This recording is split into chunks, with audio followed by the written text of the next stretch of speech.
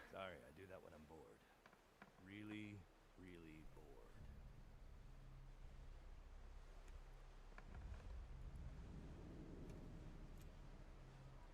We'll allow it. You're lucky I'm feeling good today. Let me add the 5 minutes. Oh, we gotta add 10 from yesterday, so I'll add 15. Okay, so 0, 4, 5, 50, 40. GG Mount, thank you.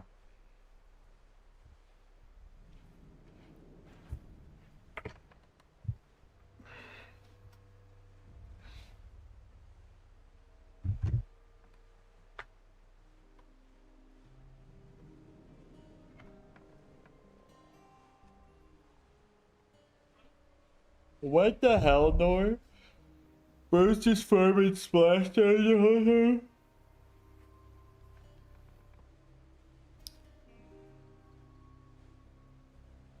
Yeah, my bad, Mel. I missed it. They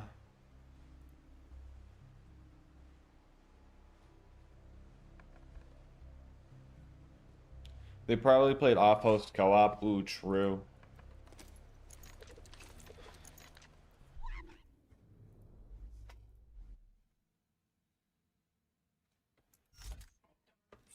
What? Well, I made it just an account under my name. I hate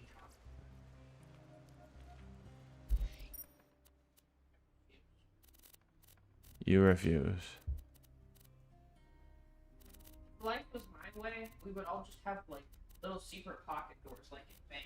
And I just put the package outside, and then I'd go boop, and I'd go, and then it would pull it into my house. There would be no interaction. Did we really do all the DLCs in this already? No, I think we did.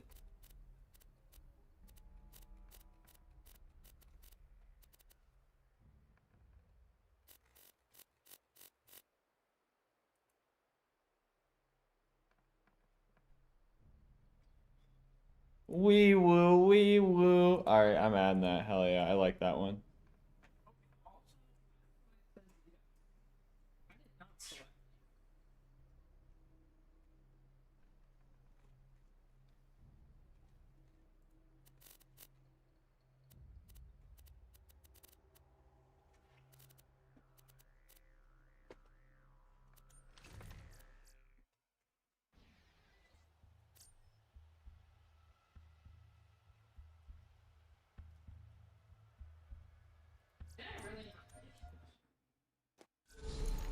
Let me see how much is left.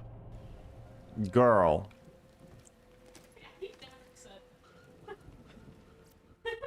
Girl, there's a sip in there and you put it in the fridge.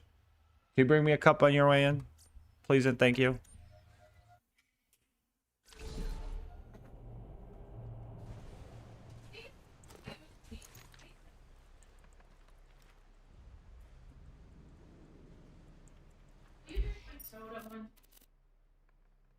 Sure.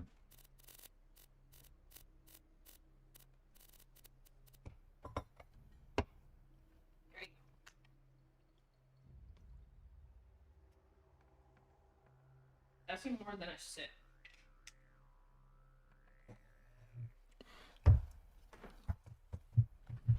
What G-Subs flavor we running today?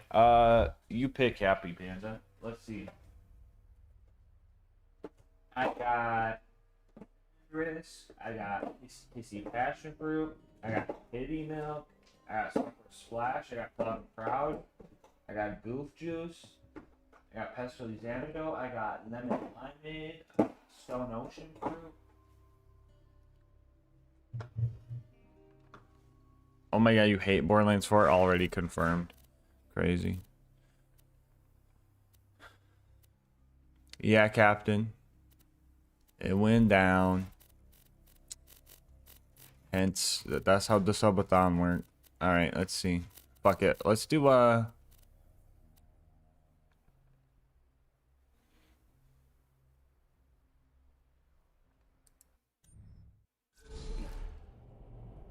Oh, did I see your cups in the Gamer Subs chat? No, wait, let me see.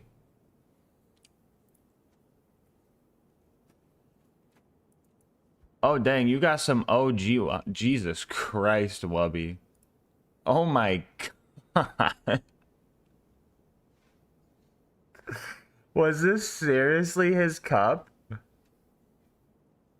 Oh my fucking god.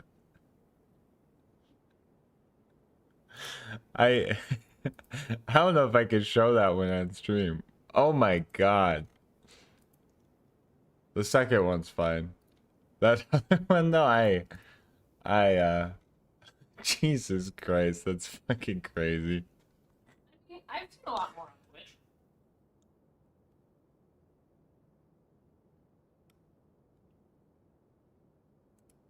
I mean, I've seen that girl's butthole on Twitch. Personally, I think you can literally see the like hairs of somebody's asshole on Twitch. What the fuck is that cup?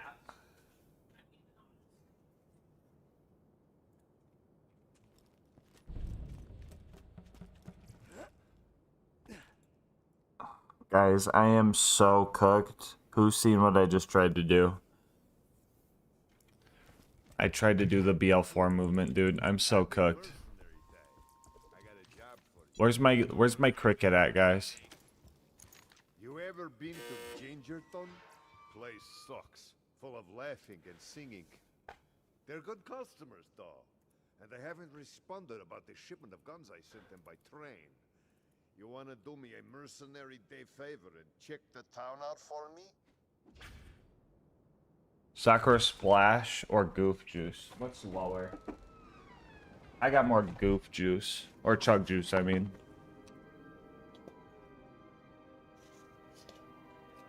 I got the Fortnite powder, guys. Can I get a scoop, please? Uno scoop. Dos scoop. What is Hyperion BL4 player asking? Hyperion? If you haven't played other... You've played other games, right? If you haven't played other games, Hyperion is, was a weapon manufacturer for these games. They used to make weapons, but in BL4 they just make parts now. Hyperion's gimmick in BL2 is that they start with really bad accuracy, but get more accurate as you fire them. So like this pistol, this SMG, this shotgun, etc. In BL3, they have the extra gimmick of when you ADS. I've seen teasers about it. They have the extra gimmick of when ADSing, you get a shield, but that's not in BL2. What flavor did you want, Alyssa? Yeah, Alyssa just showed me a Stalfo. That's an interesting one. I gotta be on the lookout for. There's too much in here. What? Didn't have enough shaking room. Yeah.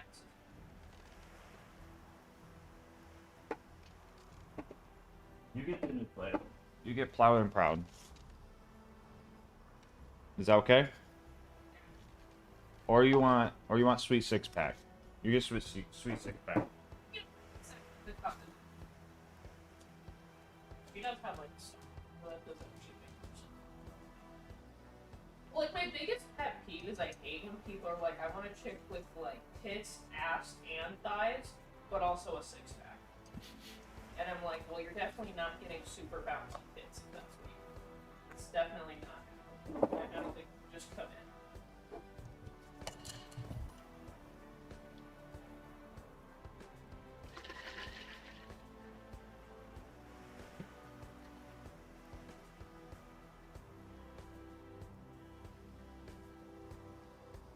I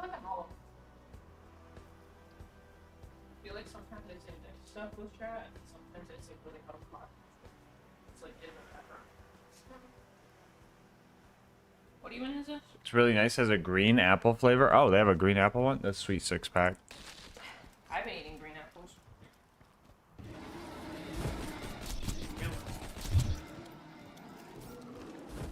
How'd that feel, huh? Do you know that I think green apples have a lower sugar content than like any of the other apples? I did not know that. Yeah, what is it? Is there a respec station? Hold on. Chat, we need the new build. Alright, guys, you want to see a cool trick with this gun? You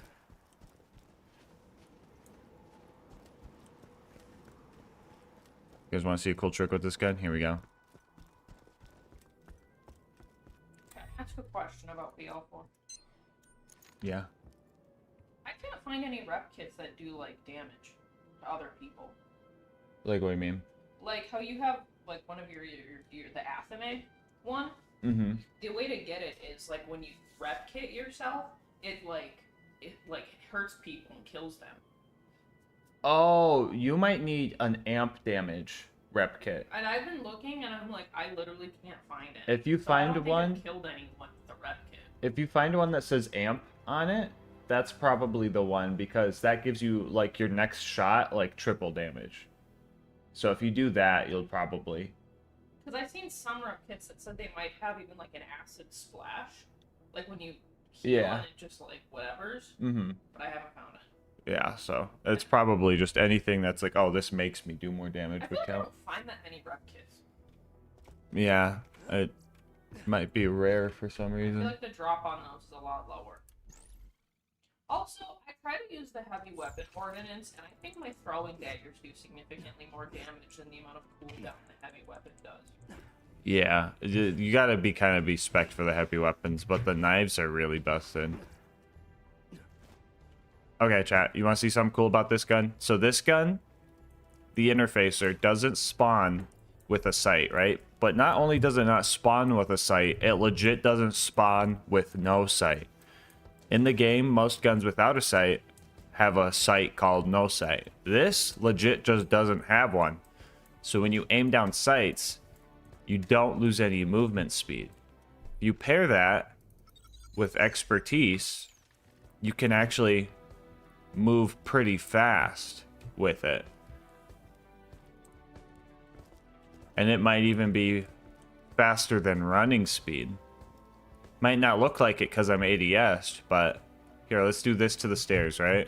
1, 2, 3, 4. About 4. 1, 2, 3, 4. Yeah, about 4. So you can be moving around like this. It's like an OG Doom game.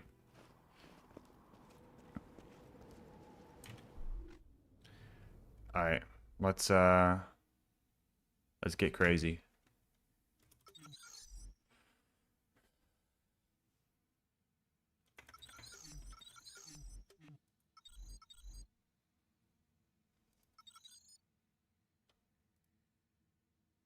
No. Hold up, I want Onslaught.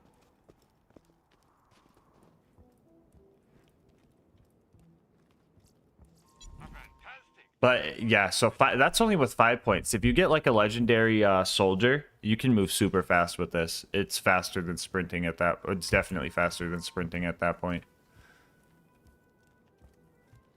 Where's the respec station?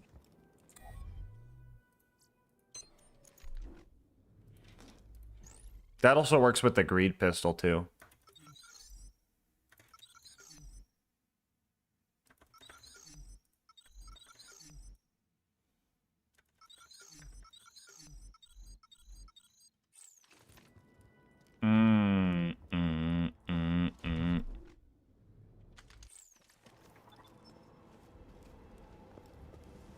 We're gonna Doom POV this DLC, chat.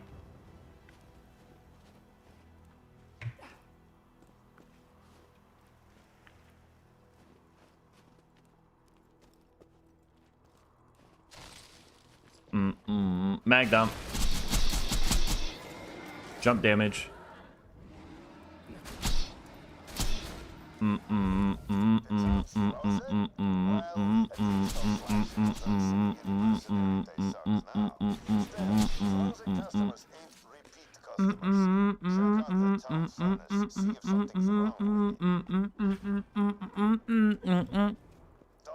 Does your shirt have Omar on it? No, that's a different bear.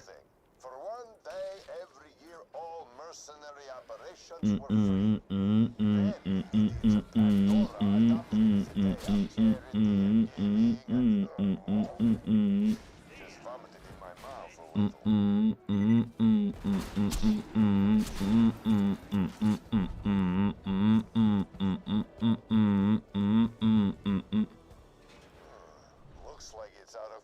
does someone have a Doom Track remix?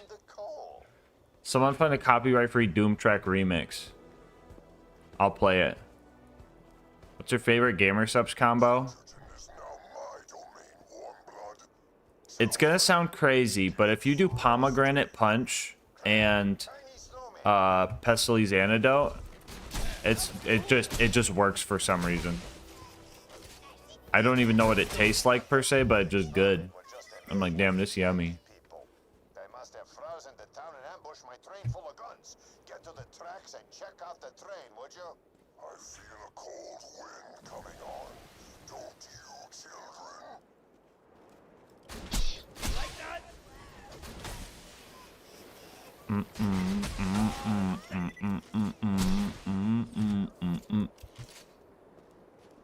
The idiots of Gingerton bought a bunch of guns from me so they could just give them to each other as presents.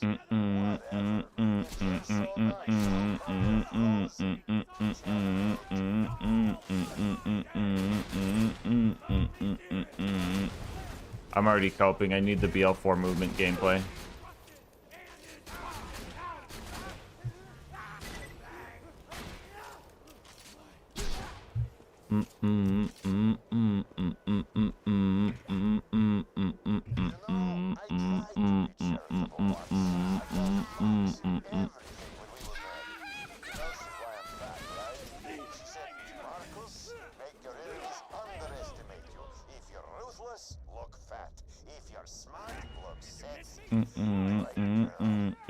That just bounced off that motherfucker. You fellas meet the missus?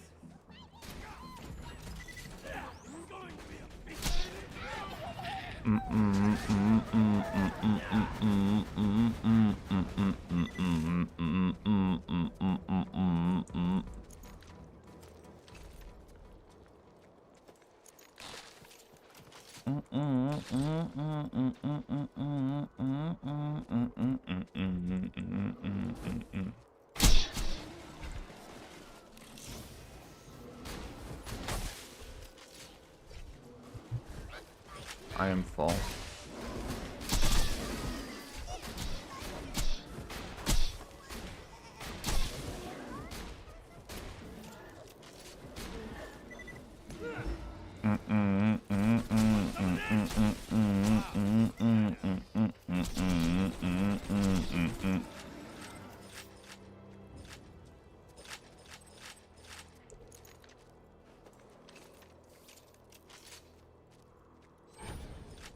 Try alt-tabbing and jumping and seeing if anything happens.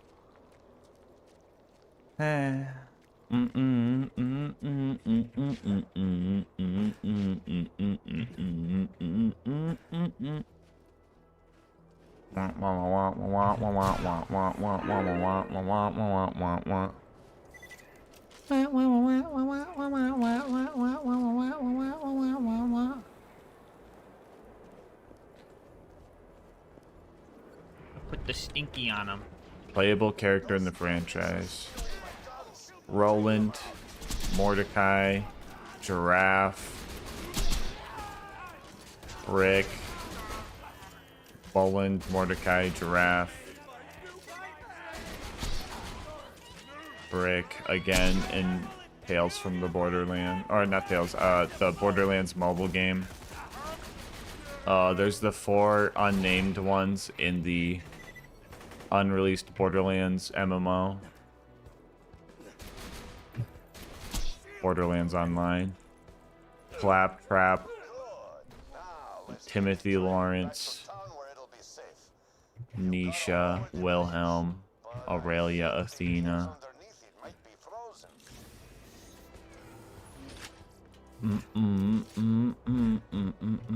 Axton Zero. Maya. Salvador Krieg. Gage.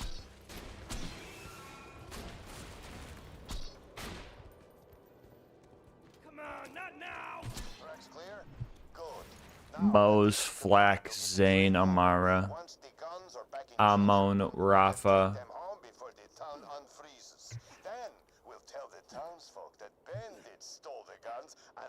Harlow, Vex,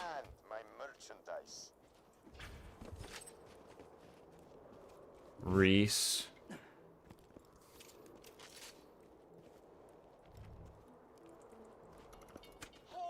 Thanks for protecting my train, doll. I can get this stuff packed Fiona, but I'm afraid I can't go anywhere unless I got you nearby Fran, protection. Just stay close and we'll get Anu?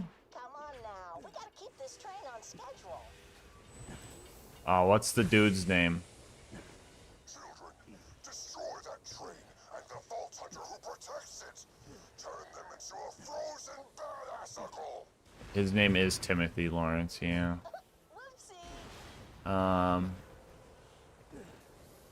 Archie? I don't fucking remember his name, bro. Let's get some fresh blood on the tracks. And BL4? No, these are the characters from New Tales.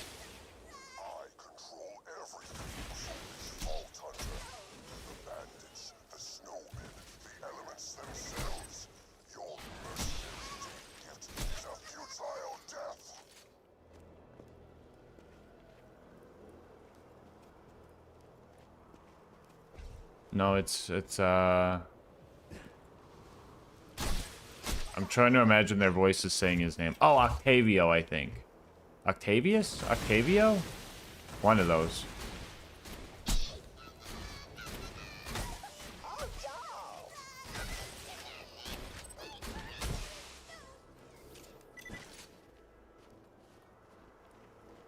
Am I missing a game?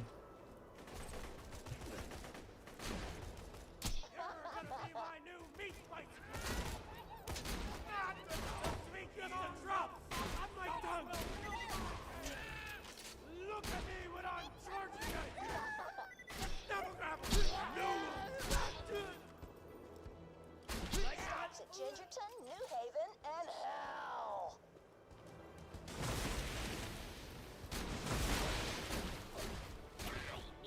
Oh, his face.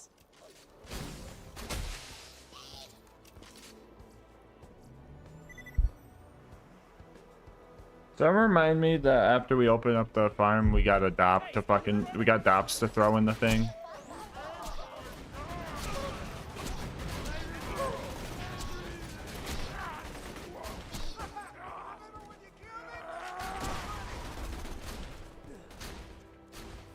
Nothing stops this train. Bro forgot Fate Maker. I bet I can name all the classes. How many classes are in there? There's the Berserker, the Stabomancer, the Spore Warden, the Spell Shot, the Clawbringer, the Blight Caller. Is there another one? Berserker, Stabo, Blight Caller, Clawbringer, Spore Warden, Spell. Wait, hold on. How many are there? Actually, that's not part of the Borderlands franchise. That's part of the Wonderlands franchise, actually. So,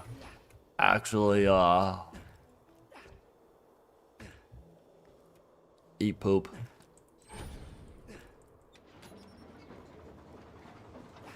Hello, FM.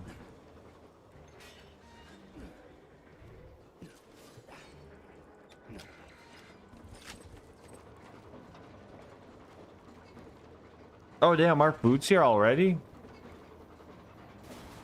Now let's get the power back on.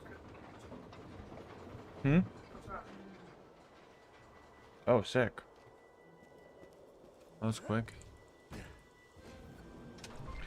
New drip who dis. Maybe I got. Maybe Thank you, Vault Hunter. Thank you, Marcus. I don't know why I work. I'm gonna wear a monster sweater. The giant snowman who froze our town. You want to try it first or me? You go for it. We've nothing to pay with, but could your Vault Hunting friend kill him for us? Yeah, I guess. Vault Hunter, track down the giant snowman and kill him. It'll be a A mercenary day gift to Gingerton. That's actually pretty pleasant. It kind of tastes like what I think a cloud would taste like. A cloud. Mm-hmm. That's a dop. That's my bane. That's a dop.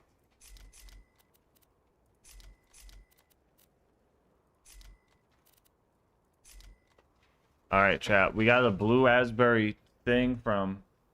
My stream deck's dying. There we go. We got a blue raspberry thing from Dairy Queen. Here we go.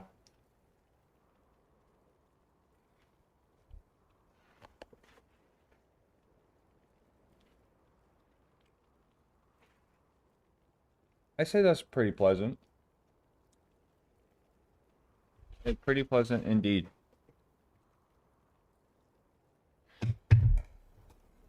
Alright, chat, check it. Cheese curds. I was just checking to make sure your burger was not icky. And then... Oh, God. We got a triple from Culver's chat. This is going to be so good because it's not Wendy's.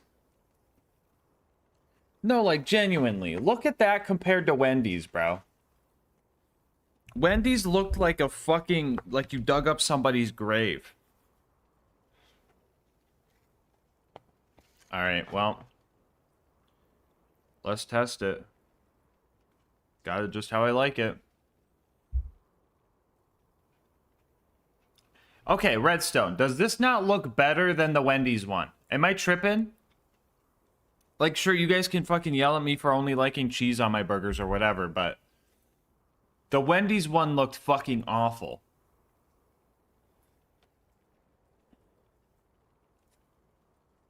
Yo, let's go, Tal. Let's go. New job. Is that exciting? Making me hungry for a burger, I'm gonna be honest, bro. I'm about to love this thing. Hold up. Now the question is, how much do you think all of this was? Probably $82 or something. No. 36. 23. Oh. Oh, not bad. Wait, did you get anything? Or you just got the shake burger, 2 burgers, and curds? Oh, I thought you got more. No. I got a burger. Because I was like, I don't really want ice cream. I already made peanut butter cookies, and I'd rather eat those. This is good. This is the part where I open my burger and they mess up my burger. I'm gonna give up on eating. Oh. There, this is a single burger. I got the single burger. This is our savior.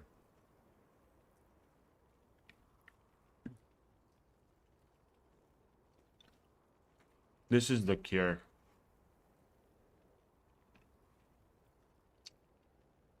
I just nutted.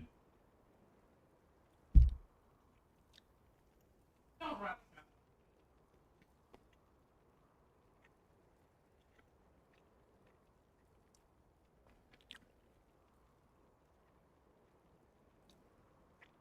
This is the one.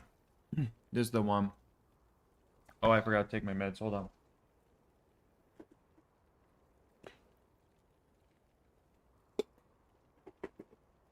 Chat, this is like the anti-David triple. This is like this is like our savior. Holy shit.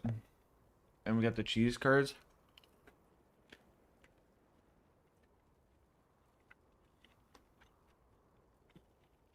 Mm.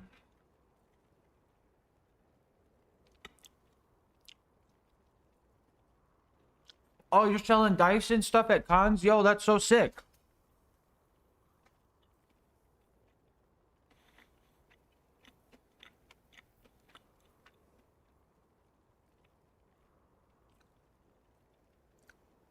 Mm.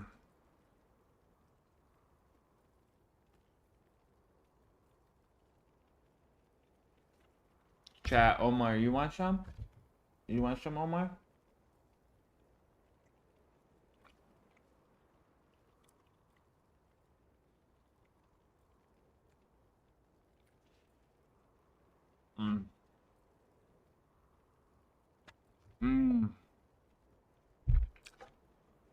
The DQ triple.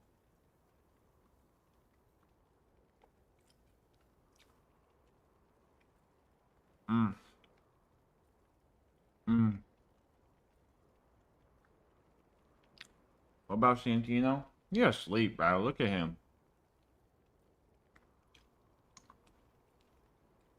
Mm.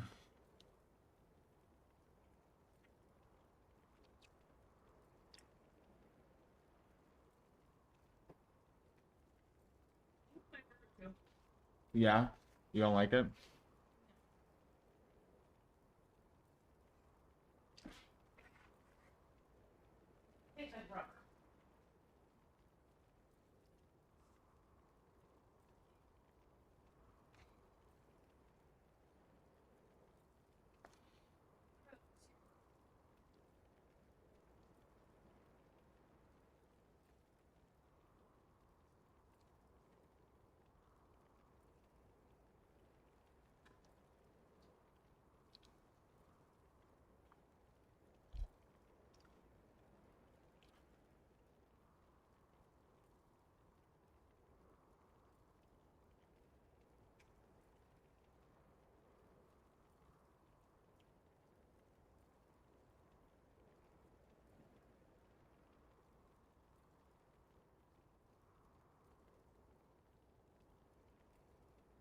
Mm-mm.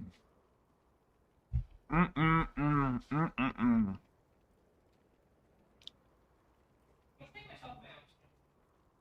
Happiest stories. Try not to smile.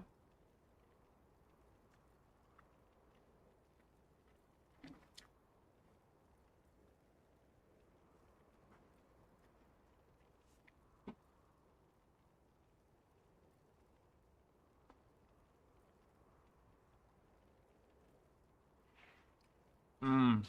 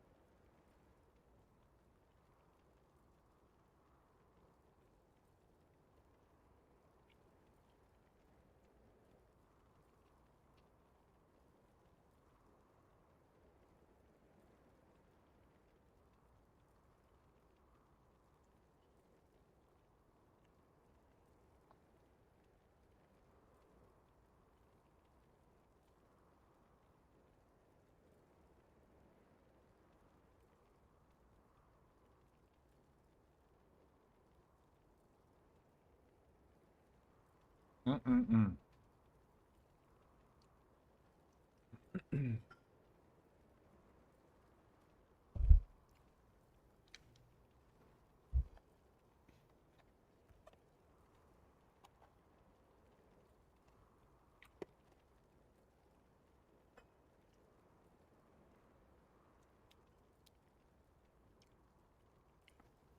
That shit good. Mm-mm-mm-mm.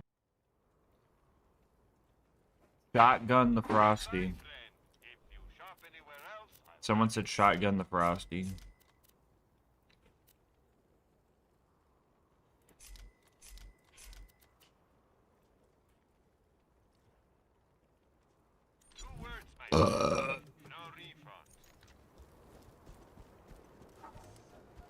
What are you doing? Get away from the lake. I just want to be left alone so I can kill everybody after you leave. No.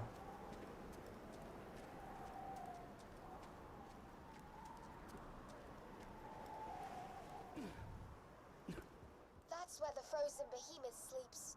You'll need to anger him before he'll wake up. Oh, I've got it. Ring those bells to play the Gingerton anthem. I'll people will sing their hearts out with joy. Mr. Snowflake hates the sound of joyful singing.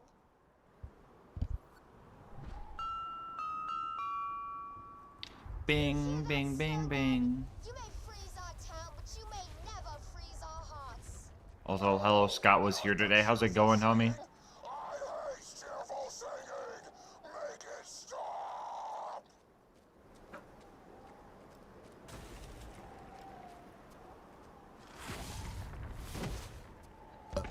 Hello, Joji.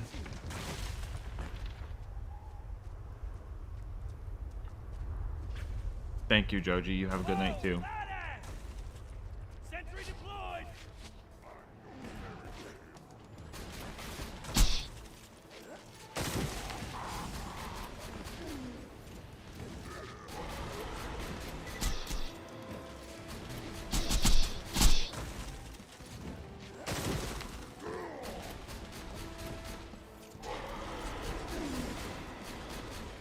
He's weakened. Quickly, take his magic hat. It's the source of his power.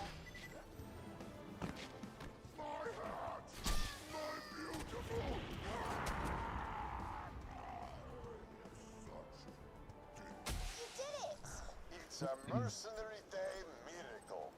Well, I think we all learned a little something today. Come on back and I'll give you something out of the gun shipment on the house. Yay!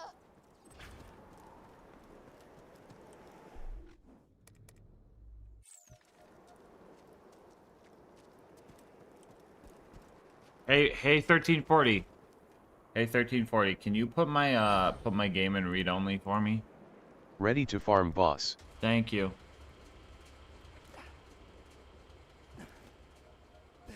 Hello, Mint Chip. How's it going?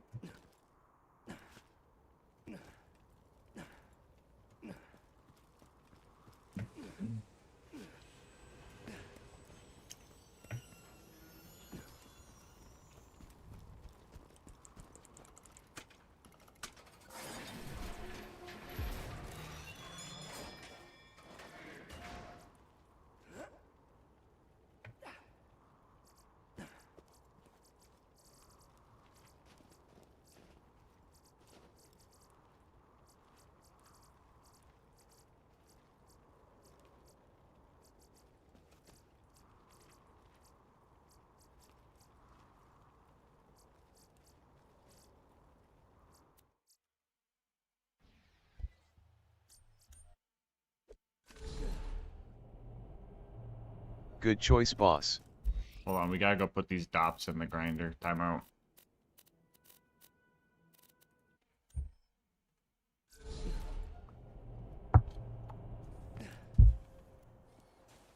Bro, missing the pick up his trash button, dude. I keep trying to do the movement tech. Alright, you're a dop. Look at that. His ass is not an interfacer. You're a dop. His ass is not an infection. You're a dop. His ass is not the Hawkeye. You're a dop. His ass is not the Leadstorm. You can always trust the gun at your side.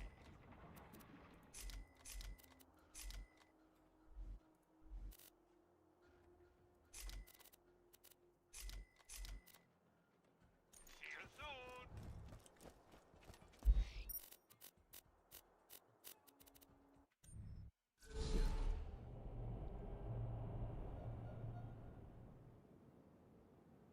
Ready to farm, boss.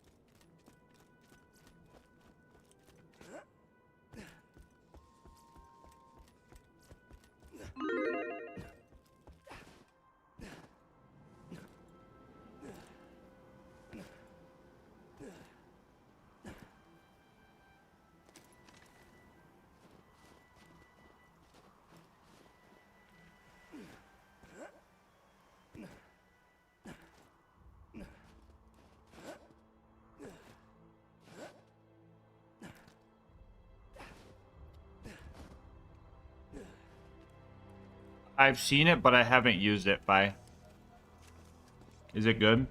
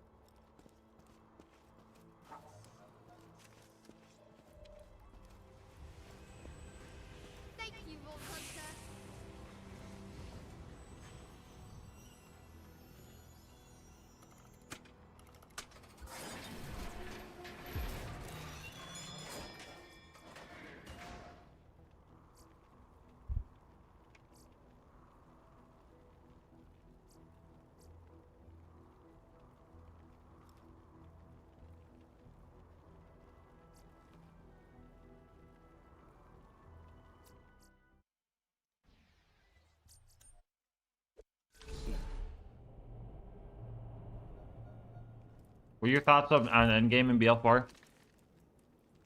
I think it's going to be better when more content comes out. As of right now, unlocking it doesn't feel the most rewarding.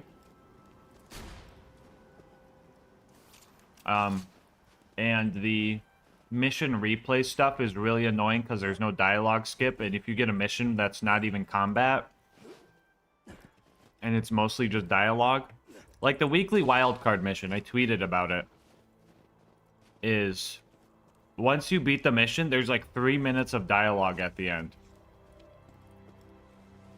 that you just have to wait through every time you do it to get the weekly drop gun.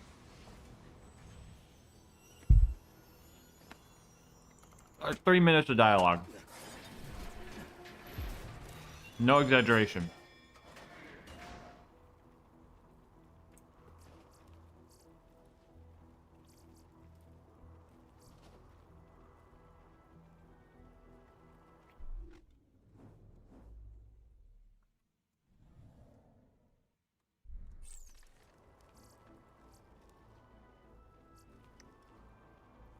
And that makes it kind of rough. But I'm having a lot of fun with the game otherwise. I'm excited for more content to come out. Sounds like a lot like Destiny 2. I'm out. Yeah, a lot of people saying that. Which I don't know if it's a good or bad thing, but hello, Yggdrizzle. How's it going? Why aren't you on Black Ops 4? Why aren't you on Black Ops 4? Crazy, baller. Crazy. Chat, we're gonna do the bit again. We're gonna do the bit again.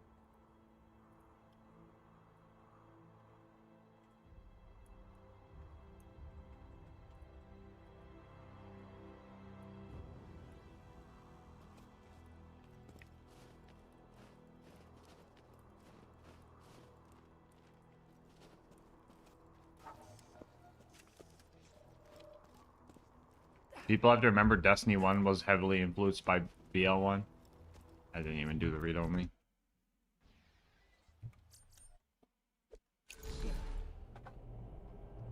Meet my lady friend.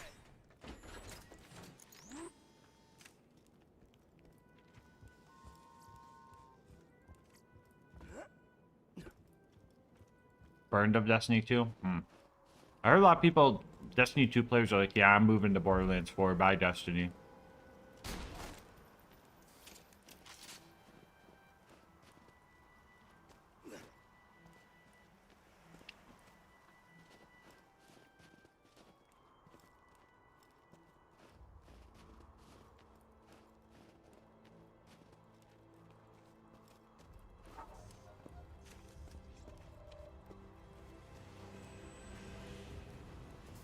Is the extra crit or extra pellets preferable for the Heartbreaker shotgun?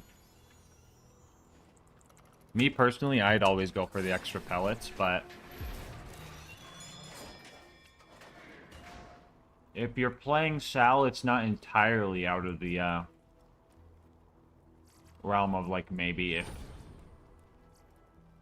you're playing Sal and offhanding it, but that seems pretty niche.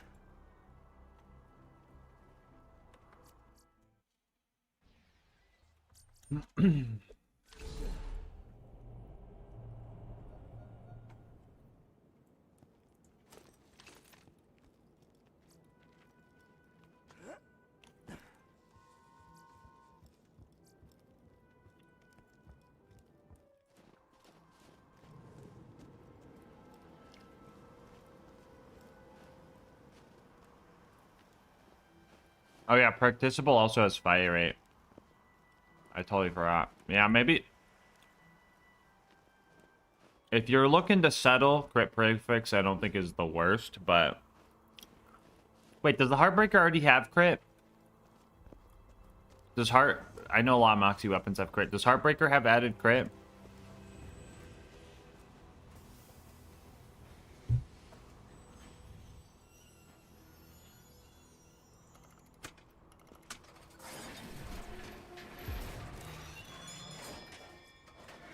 Yeah, it's base 50. Is that the same type as the 20 that gets added from the prefix?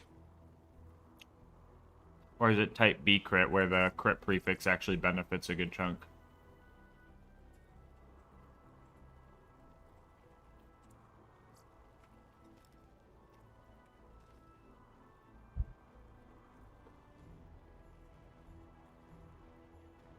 Alright, chat, here's the deal. This is a relatively good dart.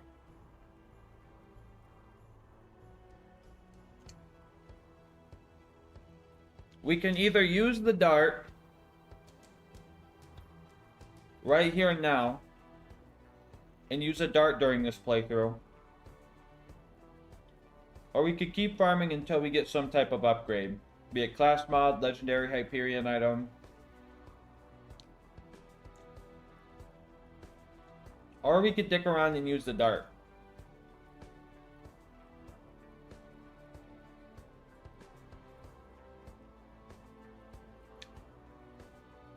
My bad.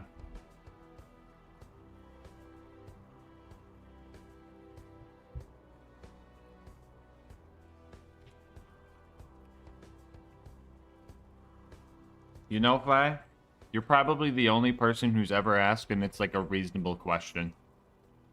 Nah, this is normal mode.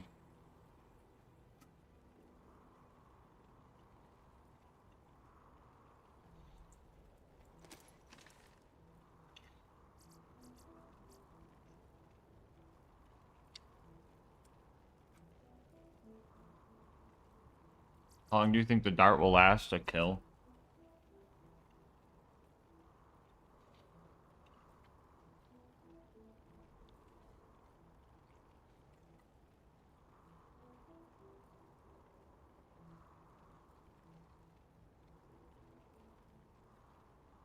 Wybro level 39 in normal mode? For fun. I usually stay in normal mode for a long ass time during my allegiance runs and just chill. And then I speedrun TVHM because I hate TVHM, and then that's where the fun starts for UVHM. For the meme's sake, take the dart. Yeah, alright, 1340. I think I'm gonna take the dart for funsies. Can you turn my game off read only? Good choice, boss. Thank you, 1340.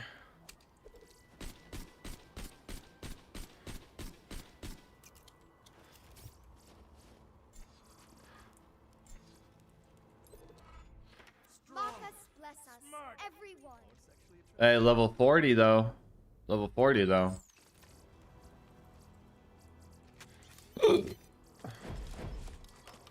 Oh my god. I do miss the BL2 pickup speed though. Holy sh...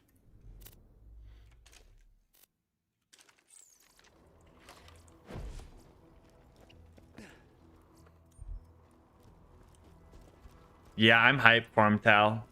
I kind of wanted more content to come out for the game before I start them, though.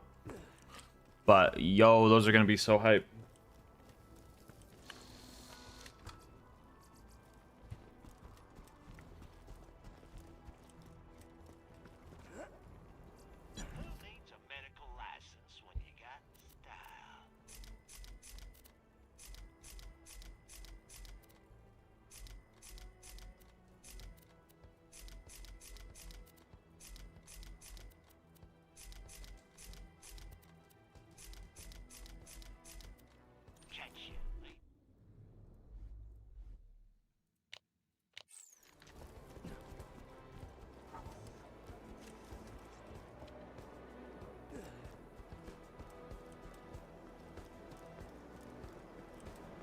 It's so small. Yeah, you gotta upgrade the backpack a good chunk.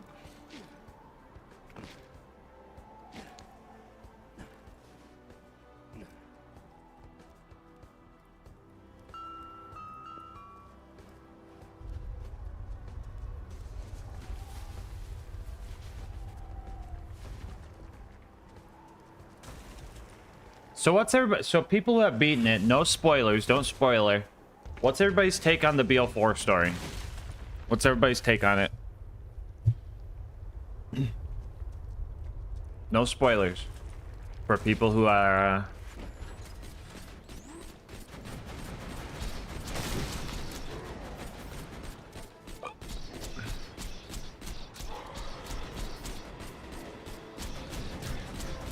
Okay, chat, but chat, why'd the dart kill it faster than the interfacer? Why'd the dart kill him faster than the interfacer?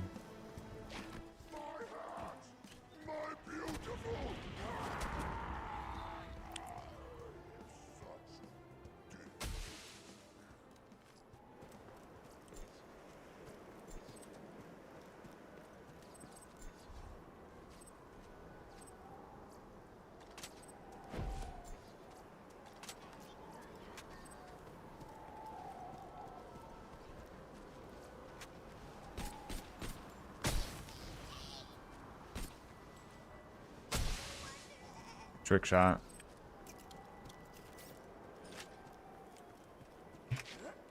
Fuck, I keep doing the fucking jump strat thing, dude. We're cooked, chat. No, I want that. Give me that back.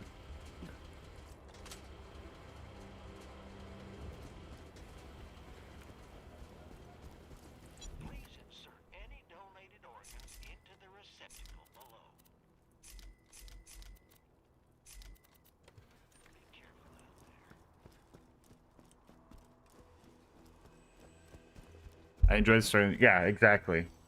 That's I always said, you know, BL4 just has to be at least mid and it'll be fine. Really like the nice change of pace, yeah. Some of the side missions are good too. Some of them I have no idea what's going on, but some of them are like really good. Like the flat earther one. That one. That one's pretty good. I like that one. I was getting rage baited, bro. Chat, imagine they make an actual mission. And it's just rage bait.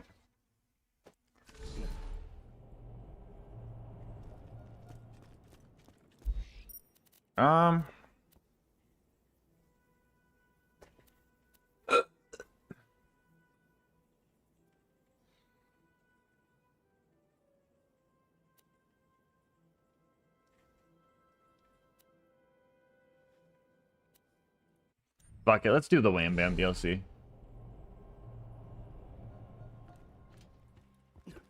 Yeah, I don't know if I just played the story in a weird... Hold up, actually. Hold on. Yeah, careful, Fi. I don't know if I just played it in a weird order. But that felt like kind of out of place and kind of not... It didn't go where I was expecting it to go. And that part kind of felt like thrown in, and I'm not really sure if there's going to be like reoccurring implications to that.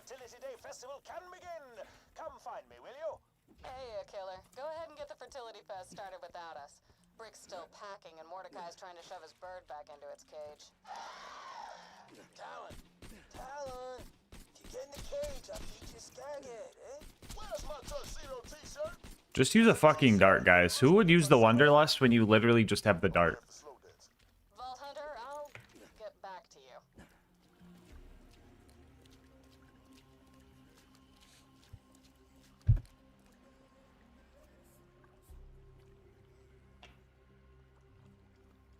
I like the BL4 story. It's not as good as 2, but not as bad as 3. And that's exactly where I wanted it to be. Perfection. You guys know me. I don't really care for the story, right? I don't play BL3 because the story's bad. I don't play BL3 because I don't like the gameplay of it.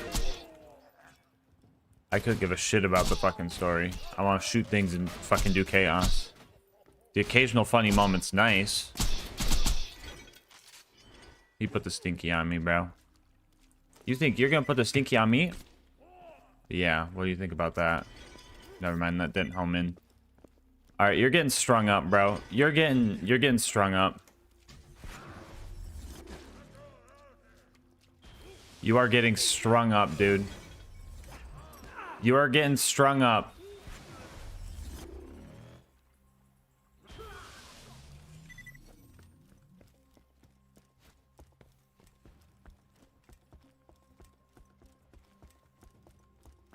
The wider lust, yes.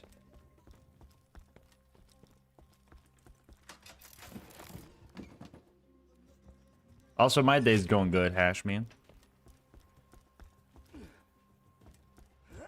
Doesn't explain is where is all the past Vault Hunters. I think what happened was that everybody split up. I think when Lilith, you know, phase walked the moon, everybody split up in search for her. So, you know, Amara probably took, you know, Sanctuary 3 and, you know, went to BL3. That's not a spoiler because everyone's seen the trailers. Amara's in Borderlands 4. Zane probably went with, does Amara own... Does Amara have...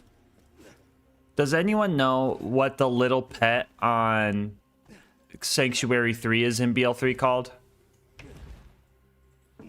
Does Amara have Ava's cat? Is that what I'm getting at here? Hermes? Yeah, was that Hermes in Borderlands 3? Guys,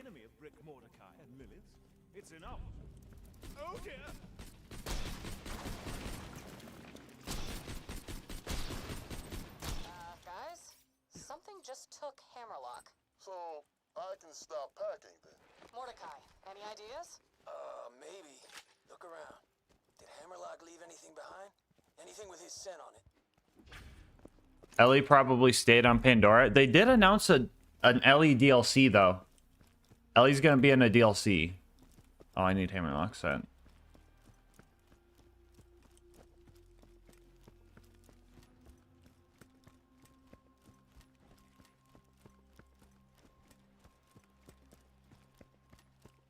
You know, also, I am all for, right? Borderlands, Vault Hunters die, right? I'm all for if a character needs to die for the story. I'm fine for it, right? But they have to do it in a good way, right? I think Roland's death was good. I think Maya's death was bad.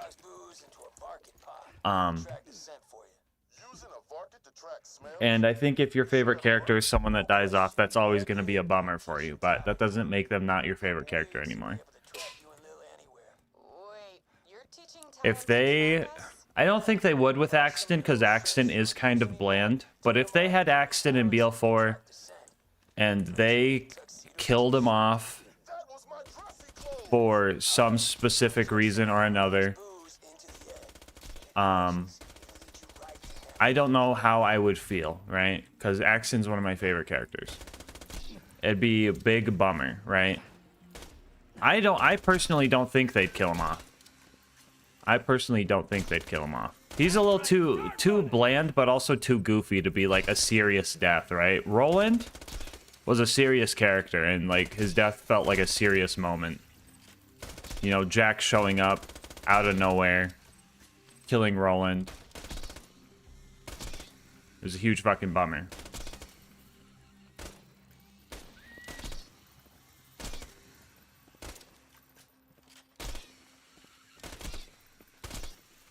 Are there shops around? Oh, I gotta inject a pod. What am I doing? Does Axton have any lore behind him? He used to be a dull soldier. He didn't follow orders. So they were gonna put him on a firing squad. So his also dull military wife gave his ring back. I'm pretty sure it's tied to his neck right here.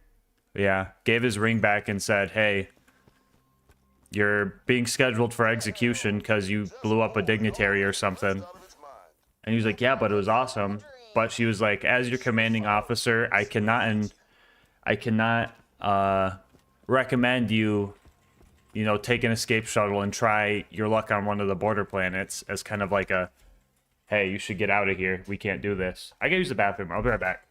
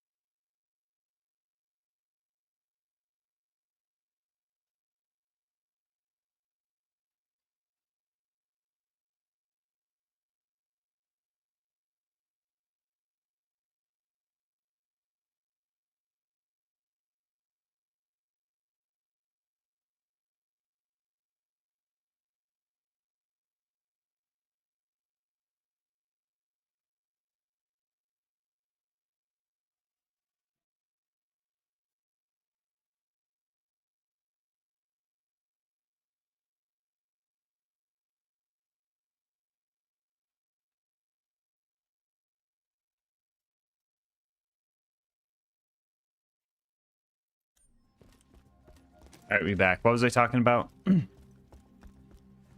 Where did I leave off?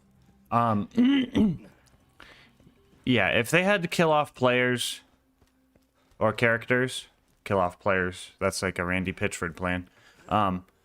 If they had to kill off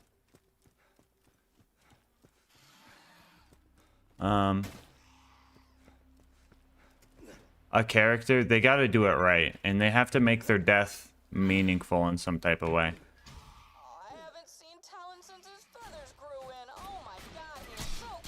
Like, Jack killing Roland right at the end of the game makes you feel like, alright, we're gonna get this fucking asshole, right? We're gonna get this fucking asshole. And the fake out death with, like, Brick and Mordecai, the fake out death, you know, when they're like, I got you, Mordecai, and they both, like, fall in the lava. That gives you, like, that good sense of urgency, that good feeling. Alright, you guys want to bird up? When you guys want to turn into an ulti and give me a new Quasar?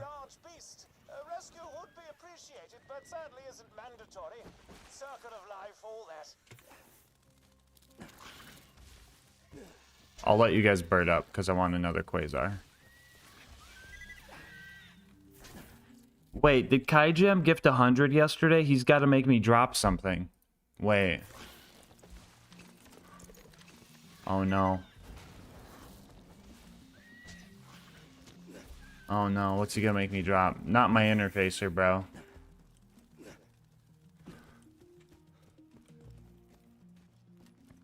You guys not upgrading? Okay.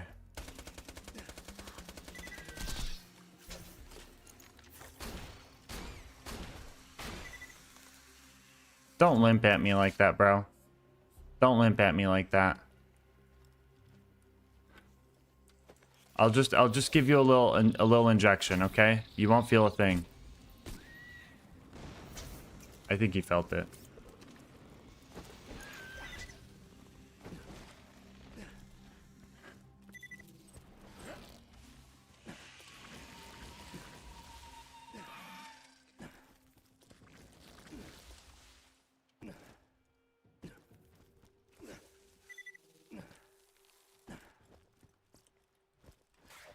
Injected him with too much hammerlock juice. Probably why he went crazy. Might want to go a little easier on the dosage next time. You gotta find another Varkid and inject him with some more of Hammerlock's scent. Look out, badass!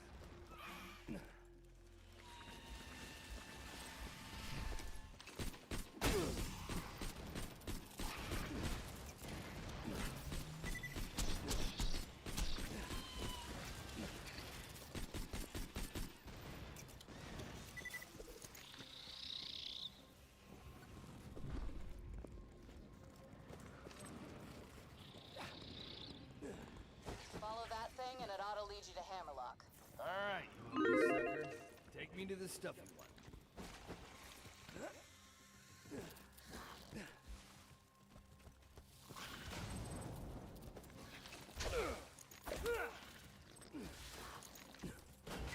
Chat, you know what I've never done before?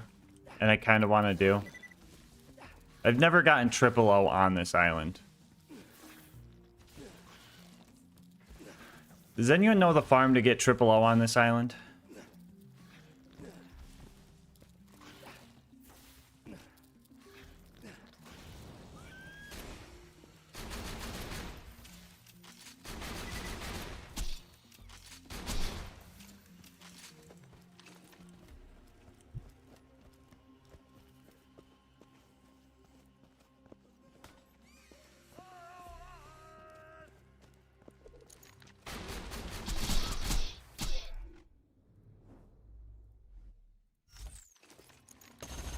We're not going to use the yellow jacket much. We might as well, right?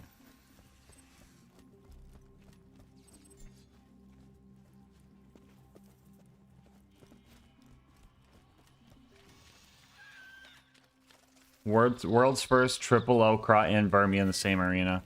Can you get witch doctors down there, Fi? That would be cool. That would be kind of cool, actually, now that you say that.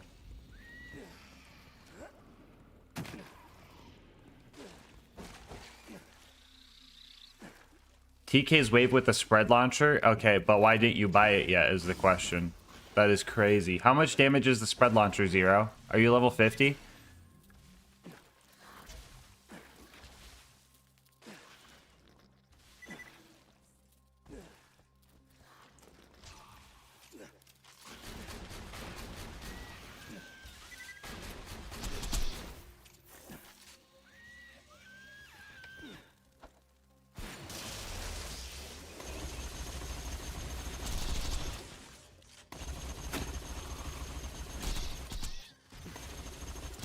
Goofy on gun, but it's kind of fun, not gonna lie.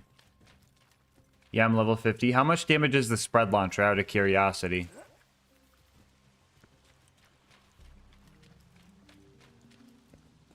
No, Zero, buy that. That is like a max damage spread launcher. That is the highest one I've seen. My fucking near god roll rainbow puke is like 18,000. Holy shit. Your spread launcher is 34,000 times... 34 times 5? Why, are you rage baiting? What is it on? What did you get that on?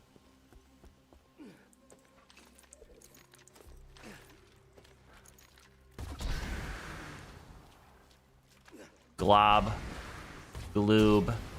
Glob. Gloob. A single shot purple Jacob shotgun. What the fuck? That's busted. Okay, well, we know that the underbarrels can roll multiple stats. That's interesting. I'm gonna love when Gibbed comes out and I get to learn all the intricacies of that game. Have a beer bottle. Where's Mordecai's rack ale? I can't find... I threw him out. What? You quit drinking. Yeah, that is a big strat people are doing right now, Mochi Mochi. I think it's gonna get nerfed, and I have this mentality of like, I'm gonna use it before it gets nerfed, because I won't be able to use it ever again. Like, I would gladly see that nerfed, but also it's in endgame, it's actually, I feel like Mayhem or OP5 or whatever you want to call it. Can we get some slang? Dude, UVHM ranks are just so... UVH5, I don't know.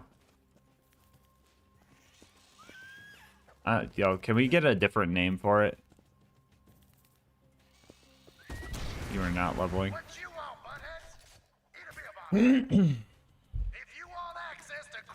Hello, you're bad. How's it going? Or just buff the underbarrels? I don't know about that. I don't know about that. I'm all for bad things getting buffed, but some things are overtuned. Like, I want the Hellwalker to be buffed, but, like, not a BL3 buff where it's just like, alright, this is the Jacob shotgun now.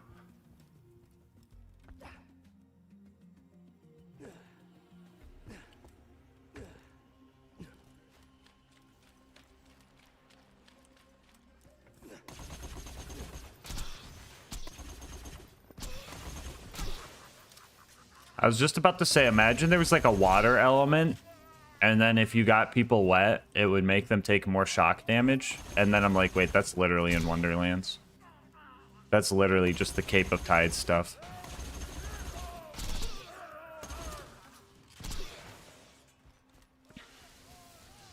Alright, yo,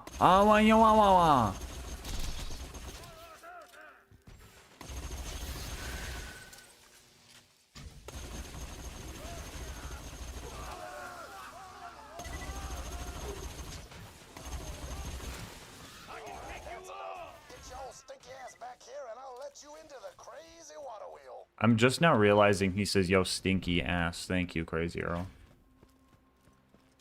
Playing with somebody and every single enemy was a loot variant, and I shit you not, we probably killed about 200 or so loot enemies.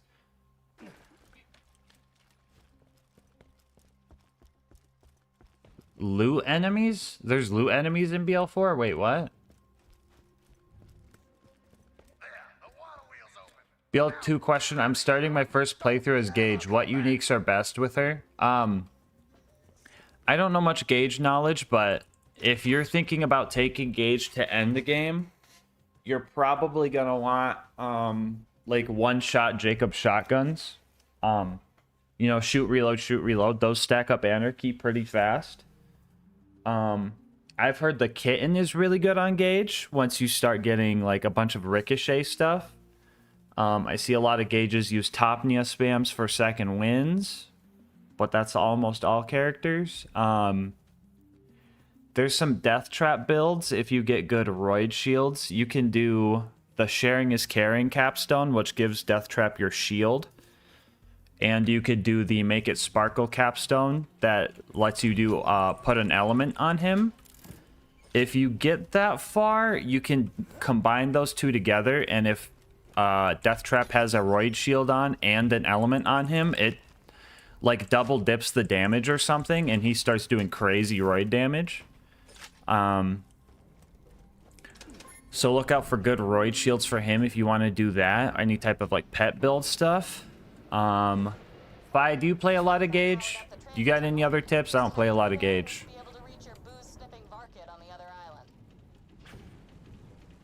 Probably tanky shields.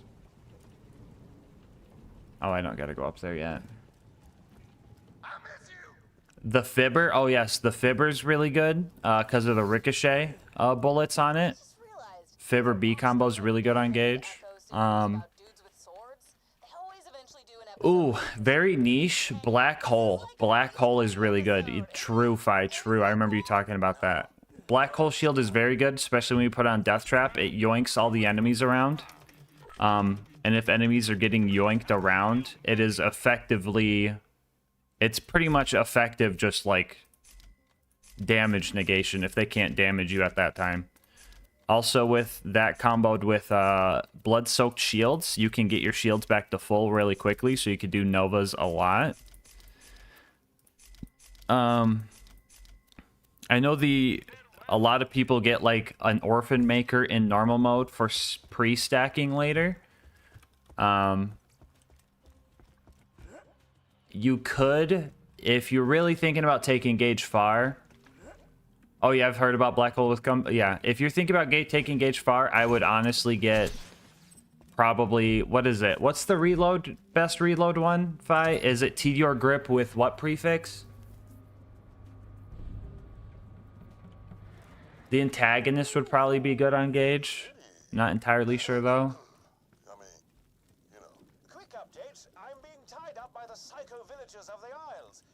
If you for some reason get the evolution, whenever death traps out with the evolution 2, you also get the health boost. I don't know how helpful that is though.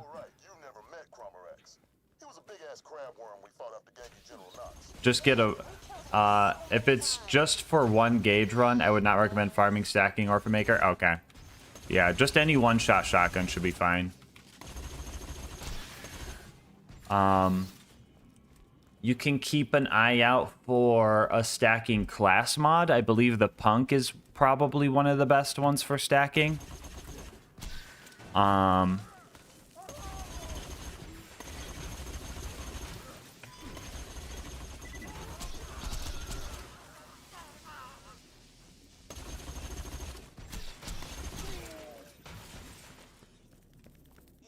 Is her best class mod just the Legendary Anarchist? Yeah, I had a feeling. Once you get 62, or no, I'd wait till 64 to start farming it, but get yourself a Legendary Anarchist from Tubbies. Or the Tinacom. I've heard the Tinacom's good with the Necromancer. Good point, Fi. A lot of this info's coming from Jufi, Hank Goodwin. I'd go follow them on Twitch, too. Fi, do you post anything on YouTube? Let me shout you out. Looks like the dosage might have still been too high. I don't know. Honestly, just making this part up as I go. I don't? Okay. Well, go follow him on Twitch anyway.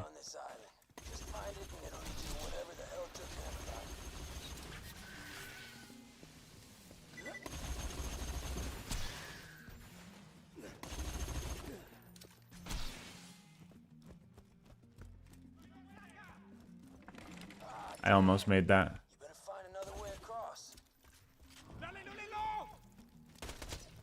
The Twister's fun on Gauge. I don't know. Is the Twister actually good on Gauge, though? That is the question. It has some niche, like, uses, like the accuracy stays pretty good even with a bunch of Anarchy stacks, but is it good on Gauge? It is good? Okay. Well then, if you want, you could farm a Twister. If you're feeling like doing a chill farm of driving boats around in circles.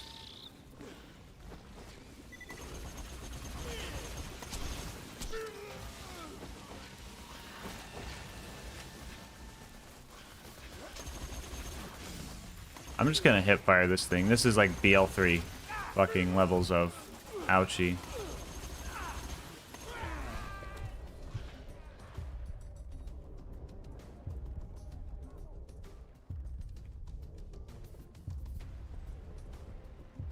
No. I'm dead.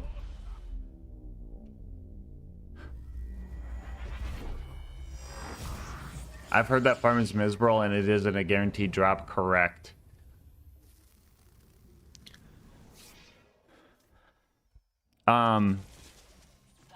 Gauge has a lot I know you asked for like gear recommendation, but Gauge has a lot of like death trap type skills that are like kind of bad.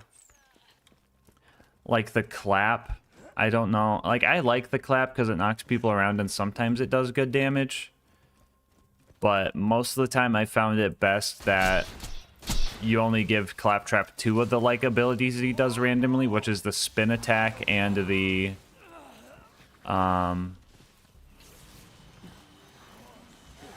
leave me alone. And the buck up. But that also might be a hot take.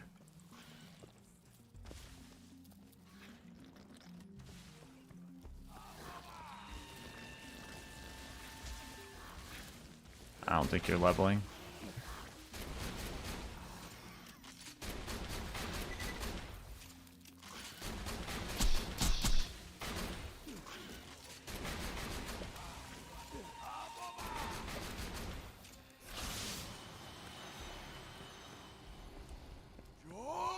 I'll let you live in case I find a badass.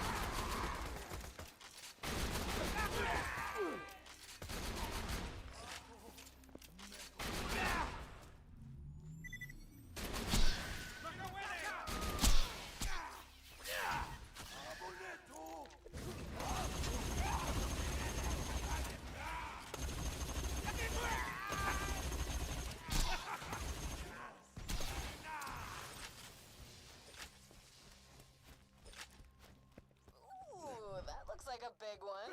Inject that egg with Hammerlock scent, and the market should lead you right to our mustachioed friend. That line feels so out of Lilith's place. Isn't the buck up glitch OP? Yeah, buck up glitch is overpowered. You get fucking like infinite shield, but buck up just in general, if you don't want to use glitches, is decent. Sometimes he glitches out and gives it to like the bandits, or tries to give it to the bandits, which is annoying, but big stretch. Chat, do you think we're gonna get the son or the son of Terramorphous or anything like that? Or is Terramorphous a lady? Well, wait. OG Cromorax is a lady. Let that sink in.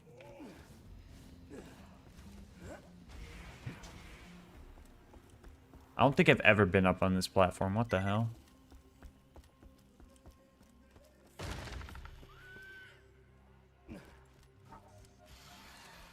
Chat, subathon's ending. Less than 2 days on the clock.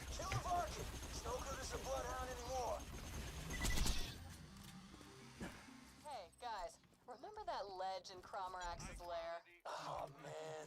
I'm so glad they made this joke about the ledge. Shoot him from there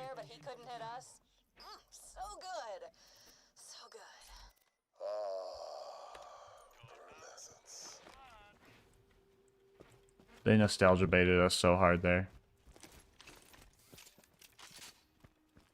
If Kraw's a lady, what does that mean? I don't know. Obnoxious. Probably. I don't know. Watch out. Gulp.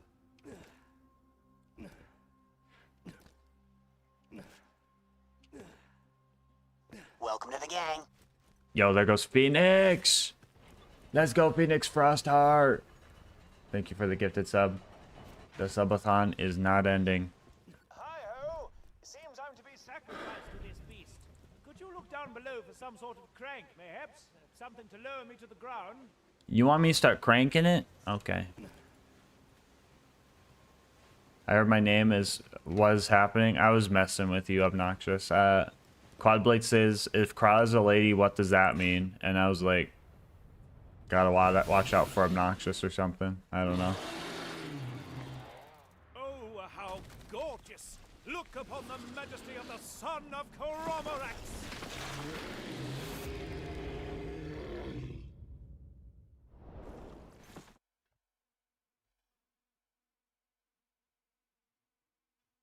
Wait, that doesn't mean Cromorax is a lady. Wait, somebody clip that.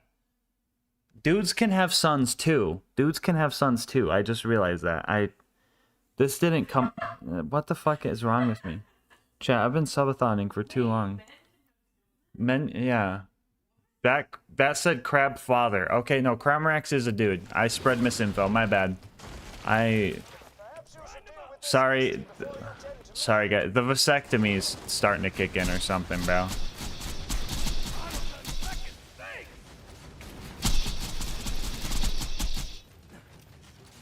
No, what if we do some of these? Imagine. Ooh. That's my slab! That was awesome! Wasn't that awesome, Talon? Yeah, that's a good boy. It appears the sins of the crab-like father were quite viciously visited upon his crab-like son. Please save me when you're ready. Well, hello there, Loot. Still restrained. Up here. Actually beginning to hurt a bit. And not in the fun way. Kinky.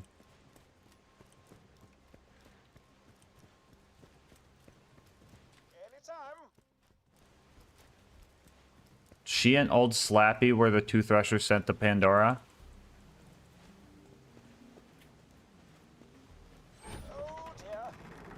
Dude, what is wrong with me? Why did nobody correct me? You guys all believed it. You guys all believed it. No, did anyone correct me and I just missed it? Lovely. Thanks for that bit of life-savemanship. Though I must admit, being restrained... Stillwood, I'm Pan. Nice. ...not entirely outside the scope of things I find enjoyable.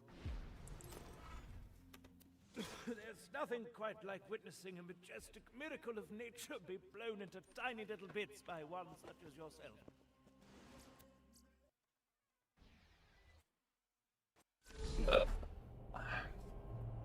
I was about to ask why, and then I let it go. Don't ever put me in a situation. Alright, chat. Here, we're gonna put this back on.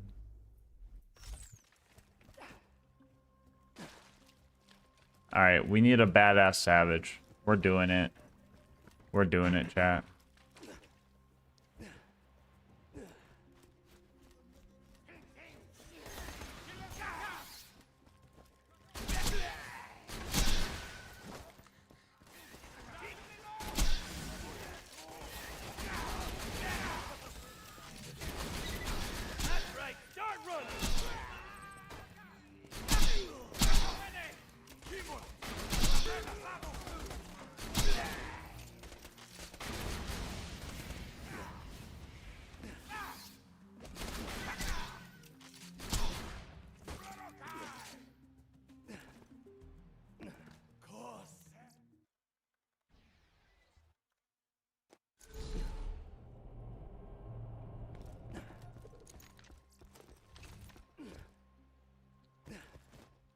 I know Hammerlock named one of them Terry, right?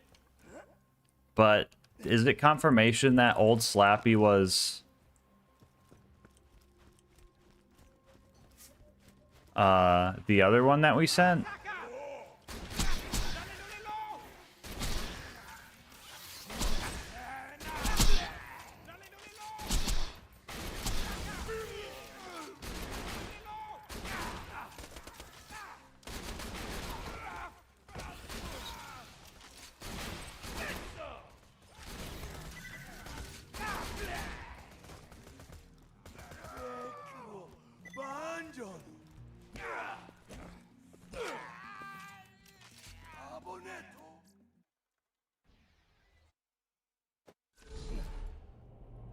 Dudes can have sons.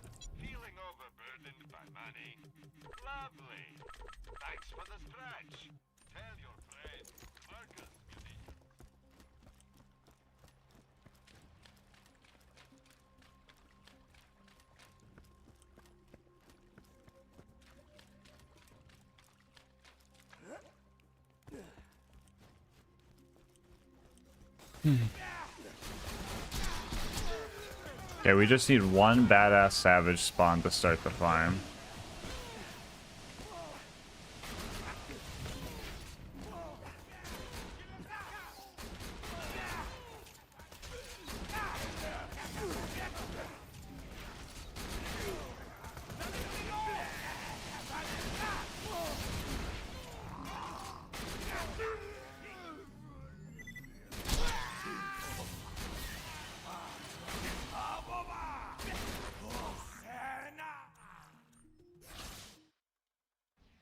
Hello, Mellow Yellow. How's it going? When you think murder, think Marcus Munitions. I'm sure we'll be doing this again soon enough.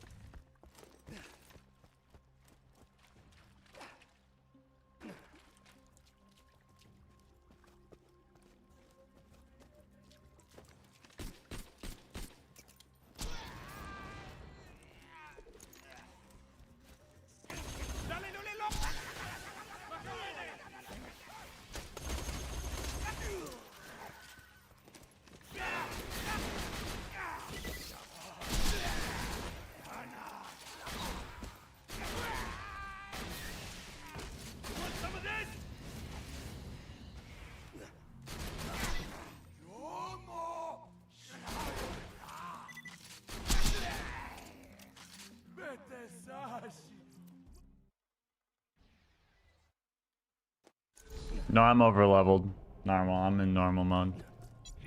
Messing around.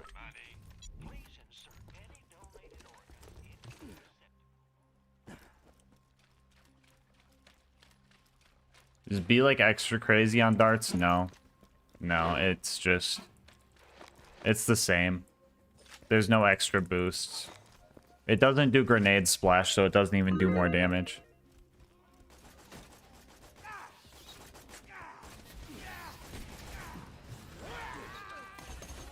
I think it's just the B damage is getting turned into fire on all these flesh guys, and that's making it seem like really strong.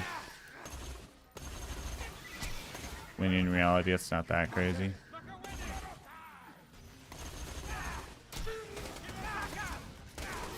Oh, but I thought that was a badass for a second. Darn it.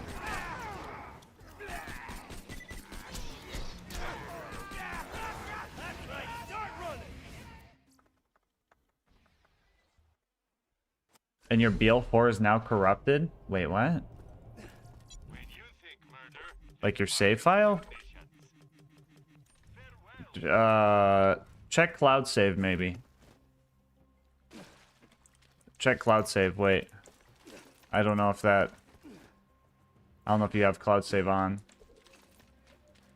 You can put that in the fridge. I'm pretty stuffed right now if you want.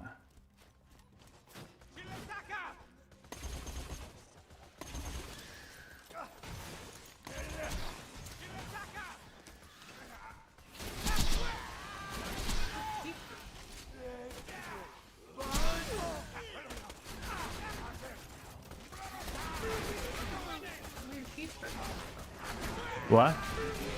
In that trash bag right there? Or I threw it away?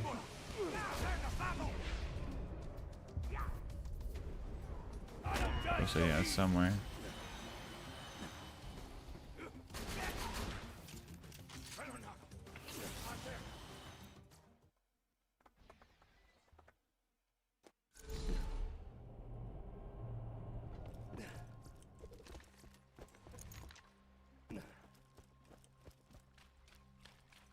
you still having your listening? I'm okay.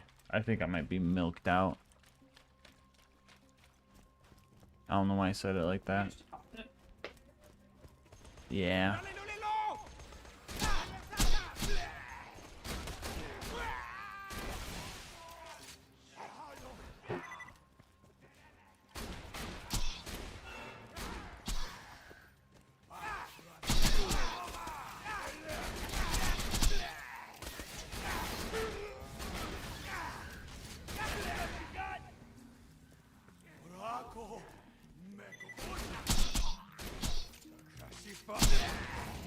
It might be faster just to see if one initially is a badass or not.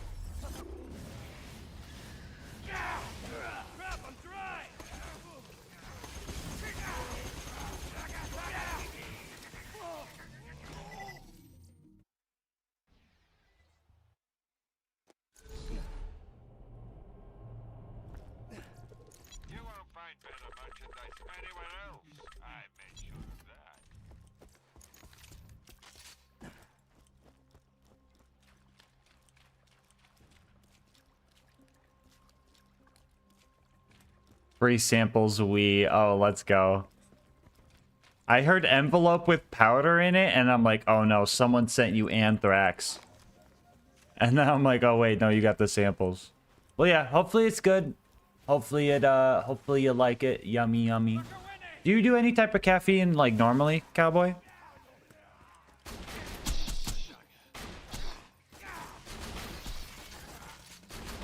Yeah, wait, I think I asked you before. You do coffee, right? Or am I thinking of someone else? Maybe tripping.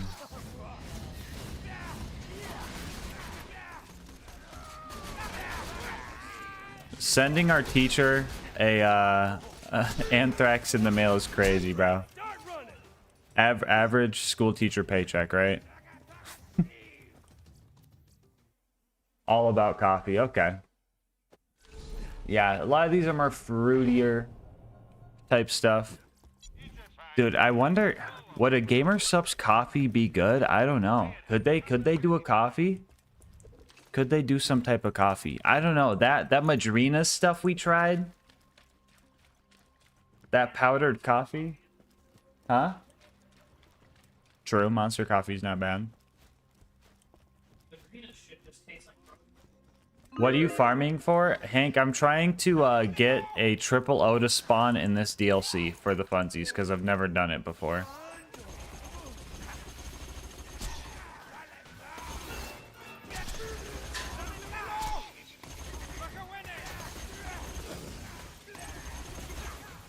But I need a badass savage to spawn for that to work.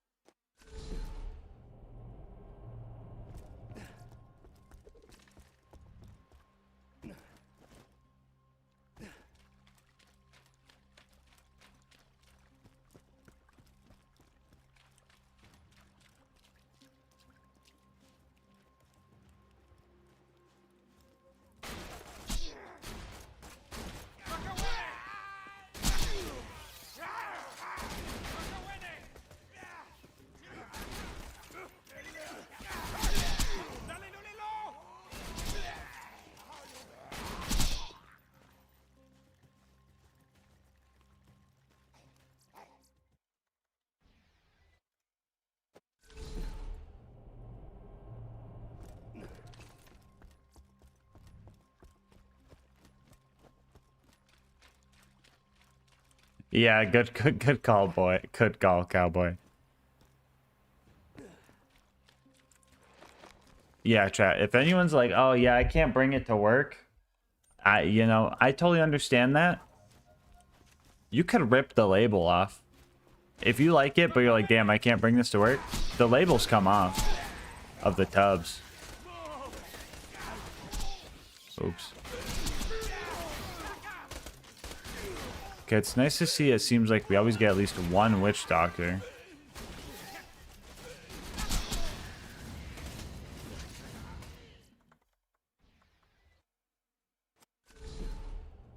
Good and Guacamole Gamer Fart. Guacamole Gamer Fart's a top seller. It's what is it? Cherry lime, I think. Or what? No. It's strawberry lime, I think. Yeah, strawberry lime. Cherry lime's cherry limesicle. That one's really good. I need to get a tub of it because I've only ever had the sample packets. The blowhole I'm allergic to. I don't really do coconut ever, so. And then you got what were the other two? Good. Good is a good cherry flavor. I'm not too big on cherry, but I know a lot of people like cherry. It's supposed to be cherry slushy.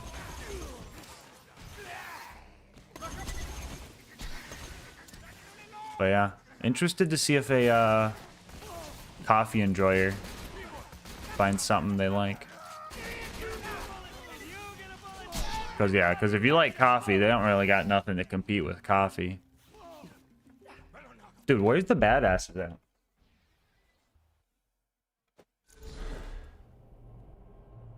So just say lolly loo lilo lolly lolly loo. What?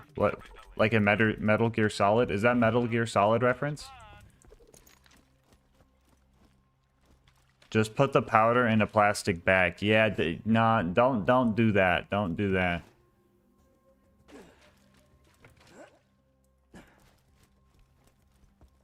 Also, with, Cowboys work, I'd say even ripping the label might be. Because there's still the branding logo on the top, but...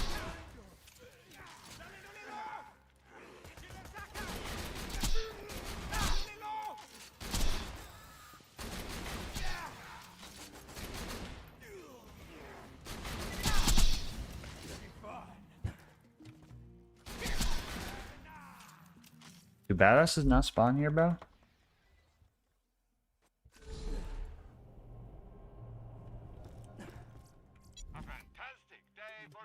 Welcome back, Jacob.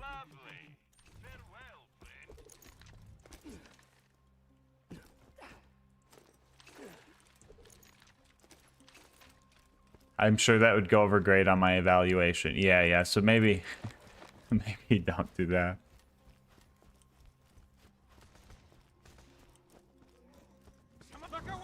What are you drinking? Juice?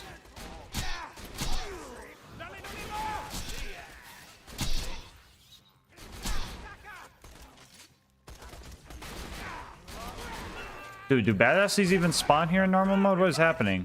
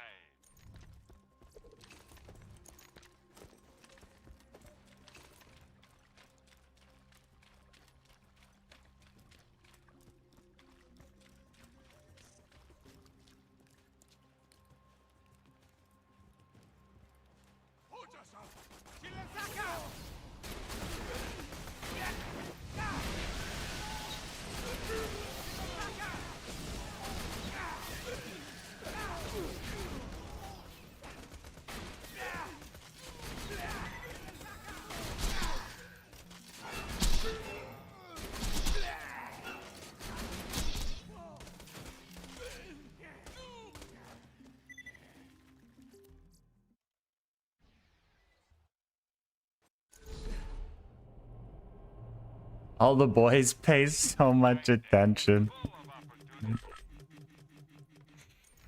Oh no. Oh no.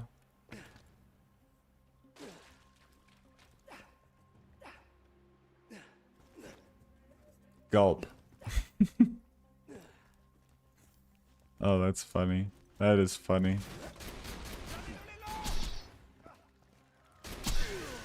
You know what's crazy? I still have a math teacher, a W math teacher, right?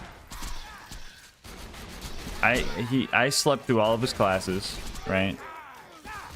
He knew my life was a bit rough at the time, and he knew I knew how to do math, but I was terrible at doing the homework, and I was failing the class, right? And like at the end, he was like, "I'm a level with you. I know you know how to do this shit. I know he didn't say that, but I know you know how to do this stuff, okay? You get at least a 70 on the final. I'll just make you pass." I was like, easy peasy. I think I 92'd the exam or something. And to this day, I don't use the platform, but it's funny.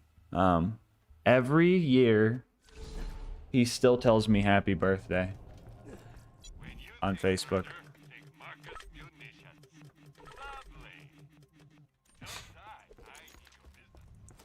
Shout out. Shout out.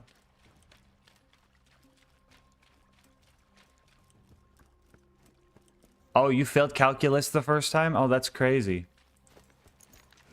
If at first you don't succeed, try again. Is that what the wisdom people say? Something like that. Me looking for this badass savage.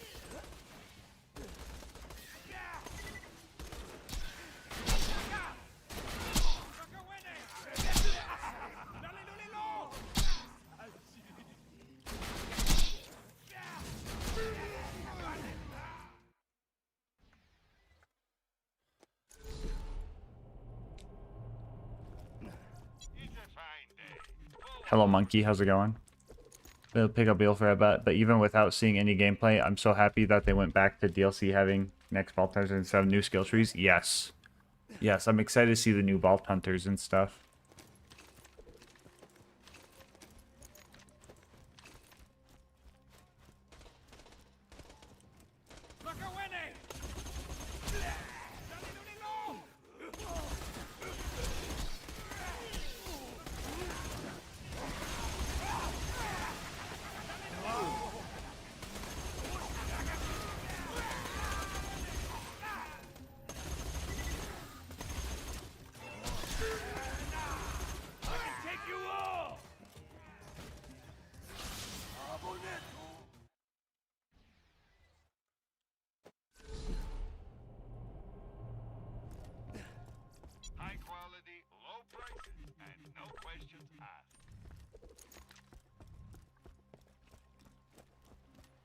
What's the easiest and hardest challenge run you've ever done?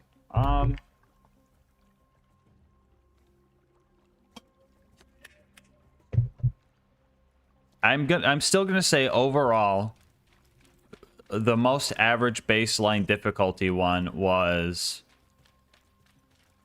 has to be Terramorphous Krieg, right? Like there were harder fights in other challenge runs, you know, like Piston Blimp or you know, Dexy with the chopper. But the Terramorphous Krieg run just had like so many times where I'm like, I can't kill this Angelic Loader. I literally need to reset because of an Angelic Loader. And that was a basic mob, you know?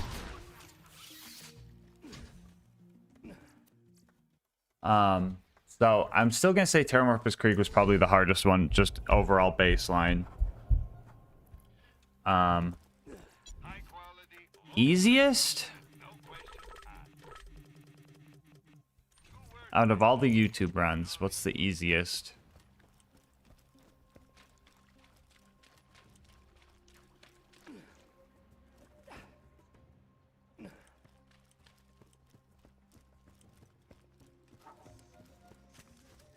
Unforgiven only. The Mick challenge. I don't know. Definitely. It could be the fastball, but it was so long ago I forget a lot of it. Fastball, no. Unironically, it might have to be Terramorphous 0.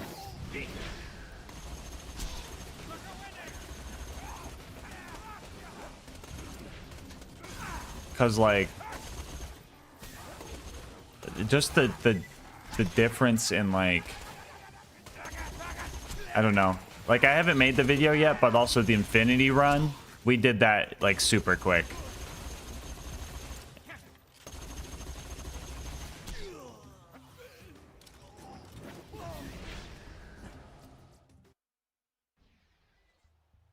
Car only besides the invisible wall?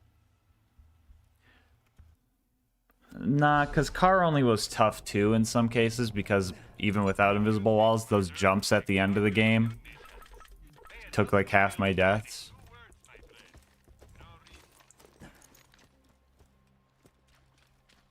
Said that I did that in the one stream. I think I did Terramorphous in one stream too, but I think the Infinity only run was faster.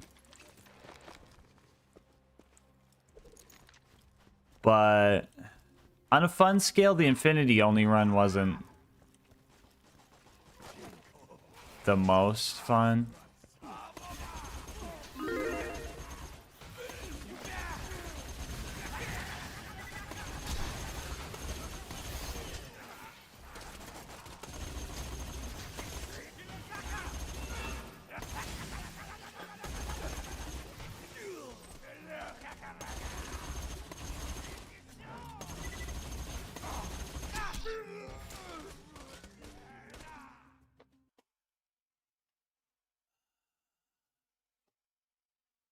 Oh, big stretch.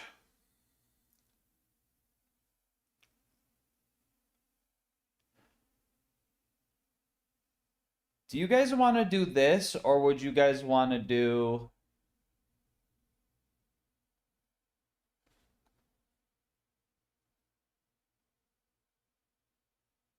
Hello, Real. How's it going? Hmm.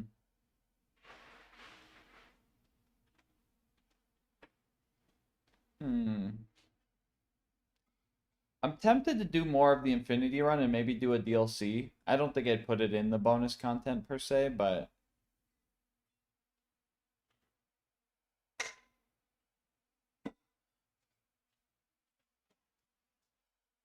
Hello, Gigawatts.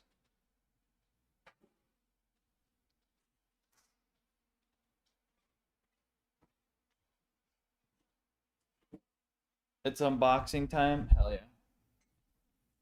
A little dirty. Because it was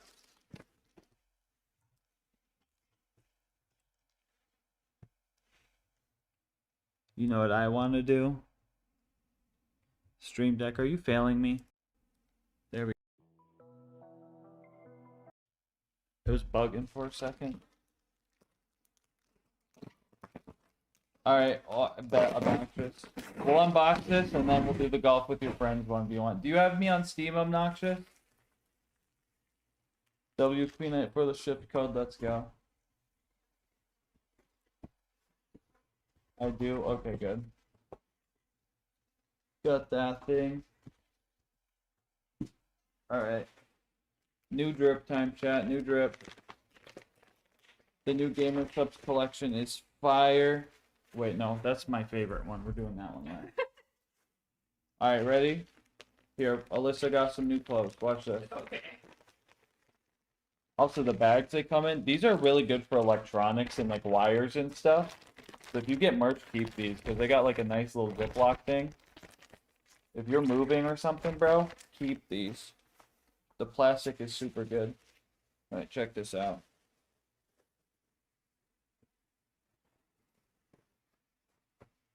Check this out. Bam. AFK. Ready?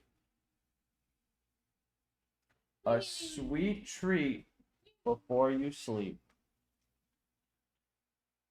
Sweet little treat. Moon baby. Here you go. I bestow it upon you. Thank you. There's your pajamas.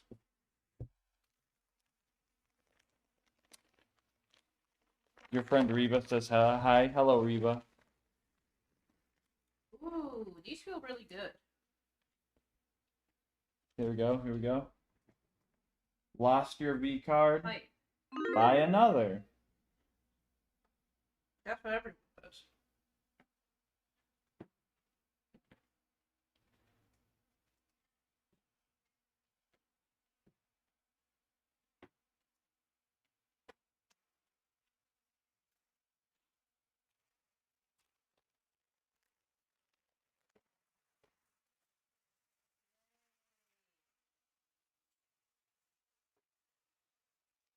Ugh. Balls.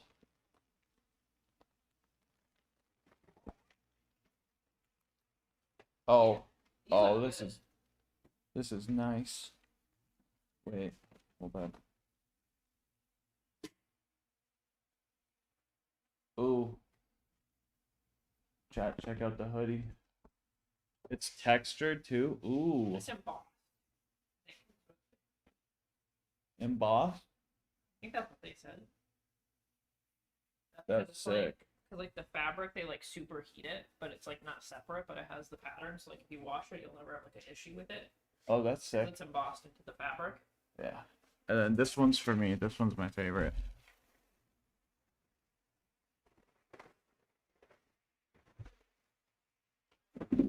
Well, you could wear this. You're just missing.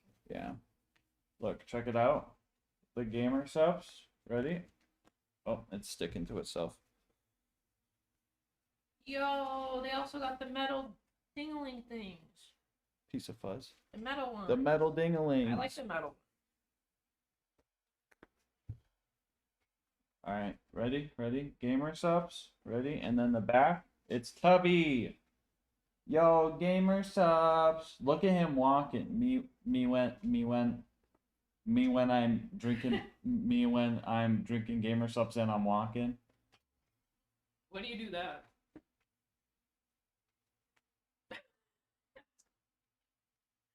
Ooh. Oh, it's textured on there. Ooh. That's nice. New drip. I'm gonna wear this after I shower. Yeet.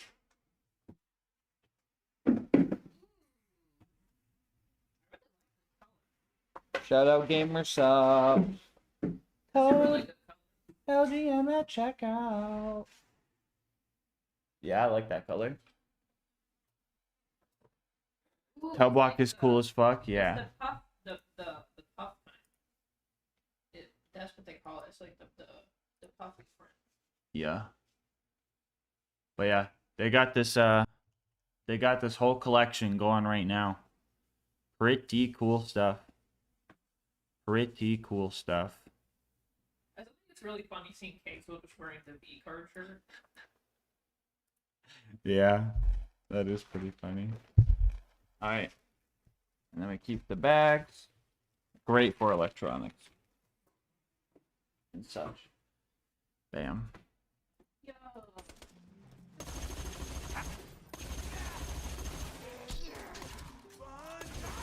Honestly, I'm pretty hyped when I get to like a little chilly outside. That's gonna be really bad.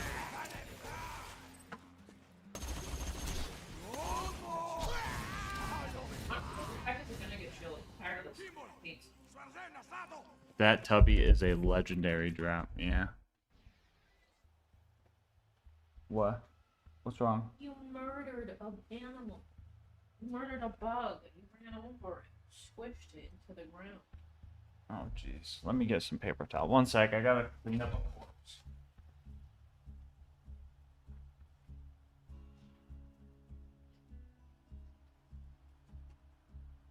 I think it wasn't a bug. I don't know. You just turned them into paste.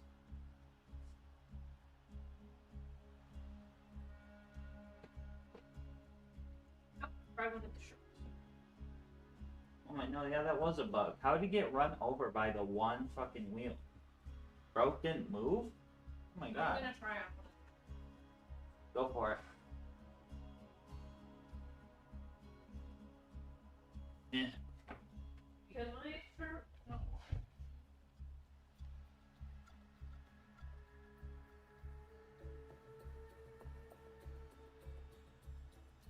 Can we see Santino before you golf? Here. Santino got all the new drip on him right now. Maybe, okay. Alright, Obnoxious, here we go. Golf with your friends 1v1.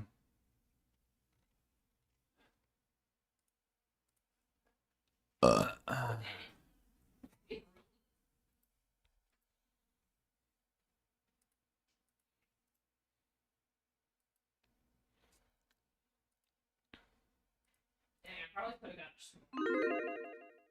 Oh yeah. it's a medium. So this thing. The shoulder, yeah.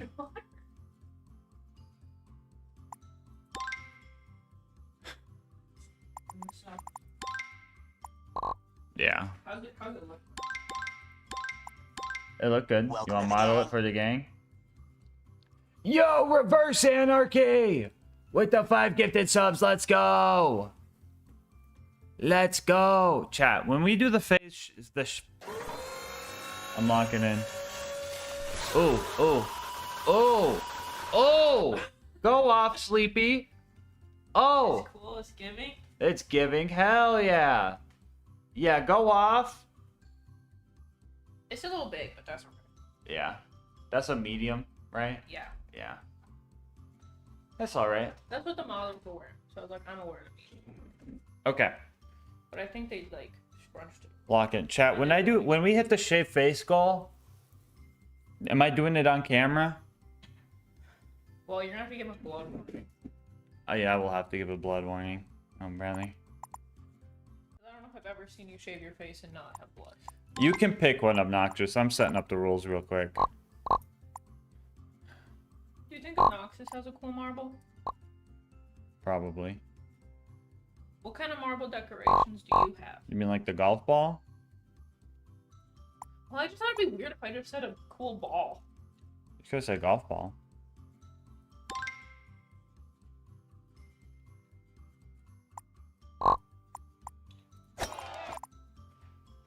Escapist? Oh no, dude.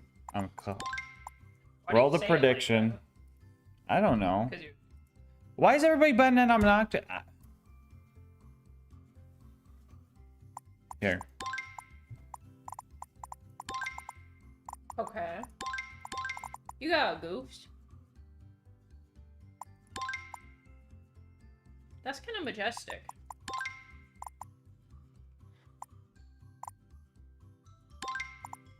You got the gun. You got a butterfly? A firefly? You got a teacup? If this was me, I would be in a teacup with the ice cream. I gotta have the dunce camp now. Thank you, Reverse Anarchy, for the 5 fucking gifted. Appreciate you, homie. I shall now go back to playing BL4. I hope you're having a lot of fun with it. Big shirts are great for sleeping, indeed. You should get waxed on stream. I'm pretty sure the next sub goal is literally waxing my armpits, Jimmy. Like, no joke. Yeah. After shave face, it's wax armpits. Blood warning. Again. Alright. You ready, Obnoxious? Let's get this done, bro. Alright, lock in. I'm not letting you guys down. Everyone believing in me? Gonna make bank right here. What if I just bet 100,000? Bet. Everybody, chat needs to bet more money. I don't want to have odds. Wait, don't. I'm already washed. What? I'm already washed. I have to give you the credit. That's what you do. I forgot the power levels. It's always less than I think. It's always less than I think.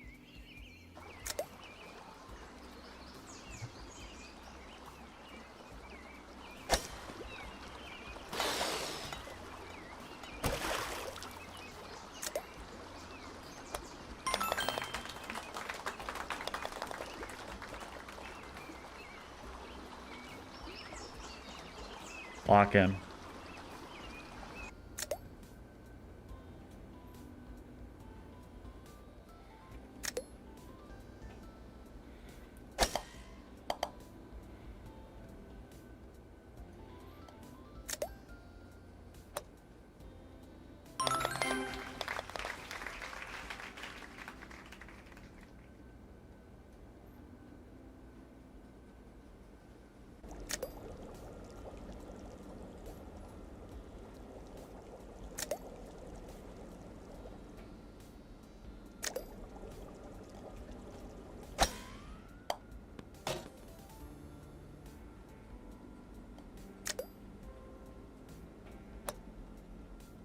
Oh, come on, come on, come on, come on, come on. Okay, that's fucked up. You should have yelled at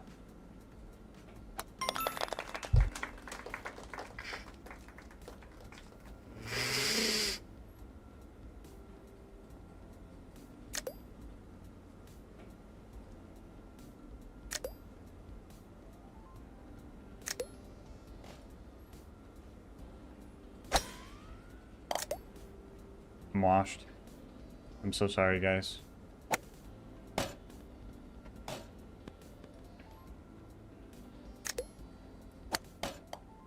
No. No. No, guys. It's over. Yeah, it's over. It's so over.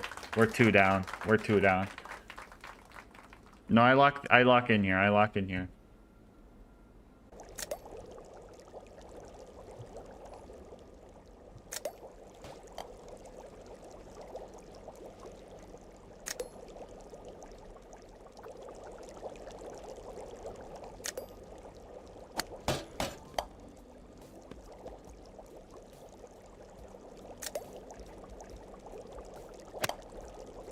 That has to be the most awful spot I could have landed.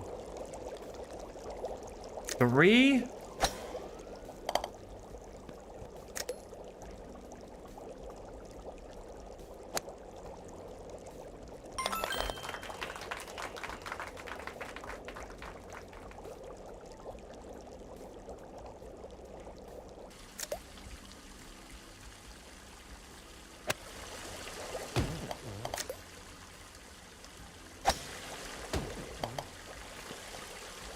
Don't do that. Don't do that to me.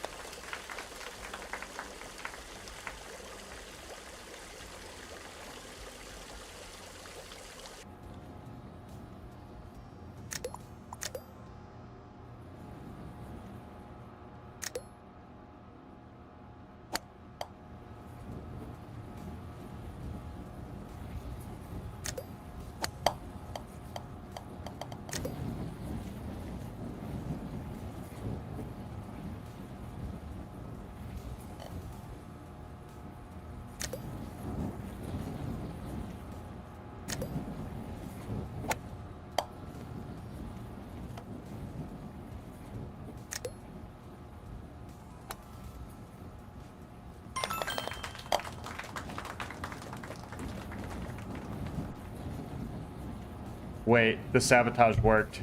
The sabotage worked, wait.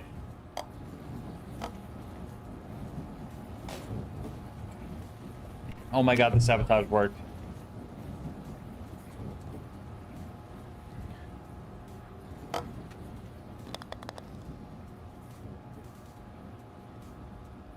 Yeah, right. Yeah, right.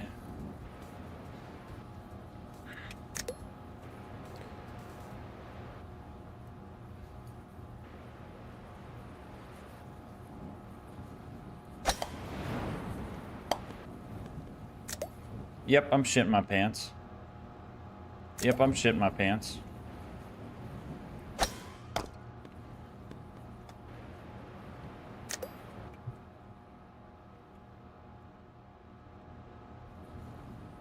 Wait, use the geometry. We do math.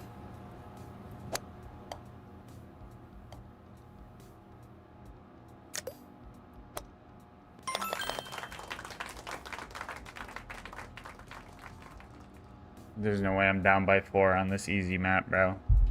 I hate this map.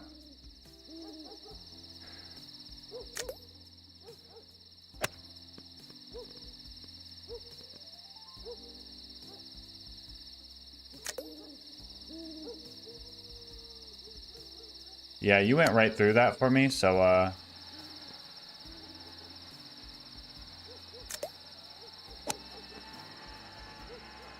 no shot. Ah, I hate that for me.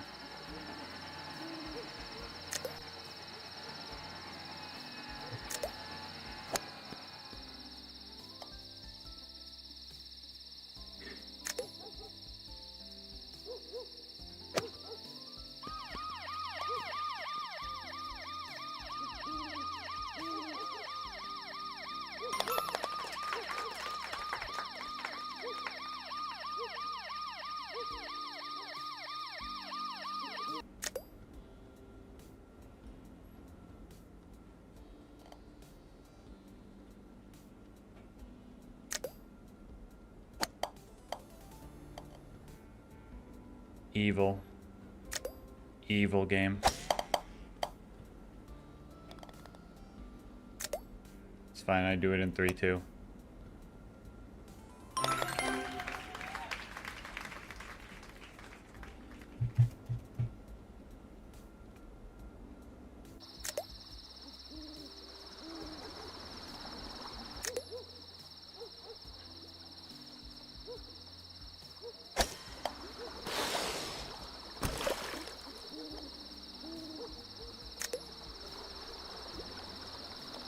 Yeah, right, bro. Yeah, right.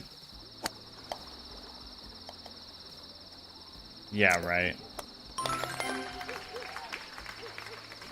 My webcam fell.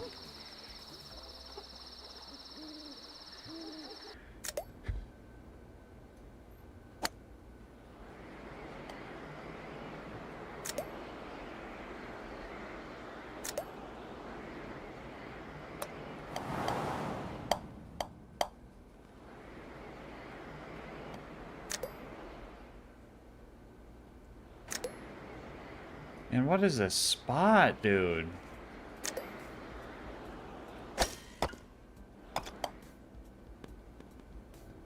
I'm such a gamer.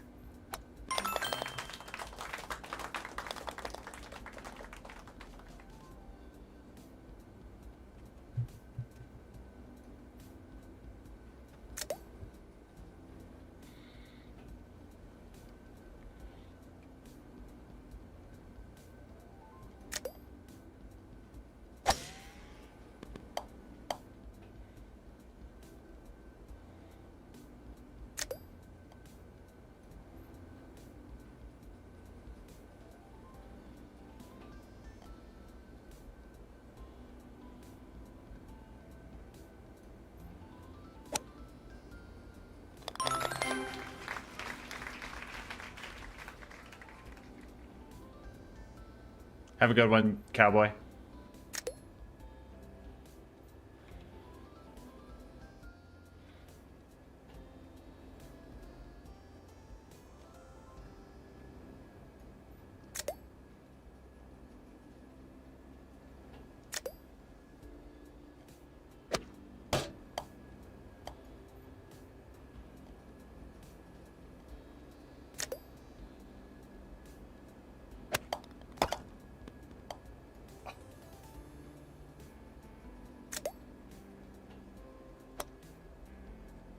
Alright, lock in, we're catching up. Lock in, we're catching up. Lock in, we're only 4 down. We're only 4 down.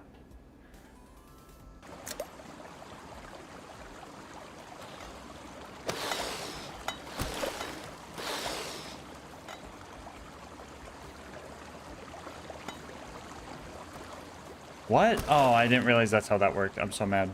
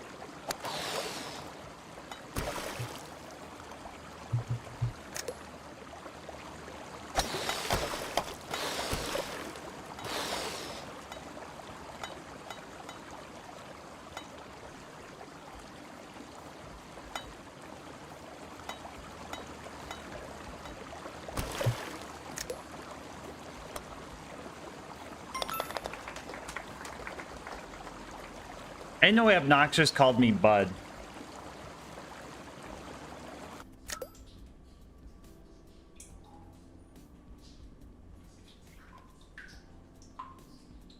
Yeah, right.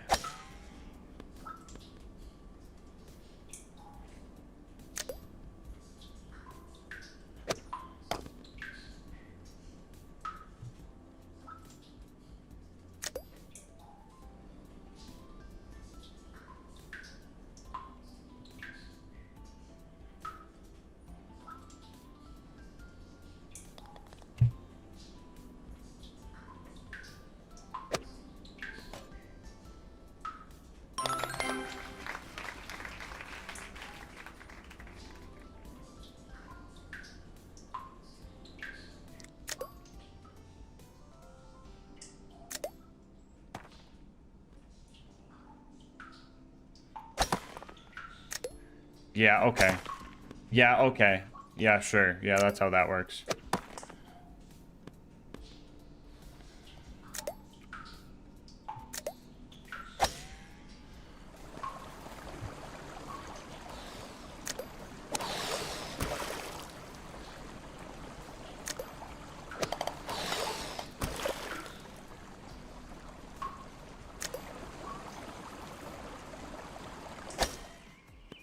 What?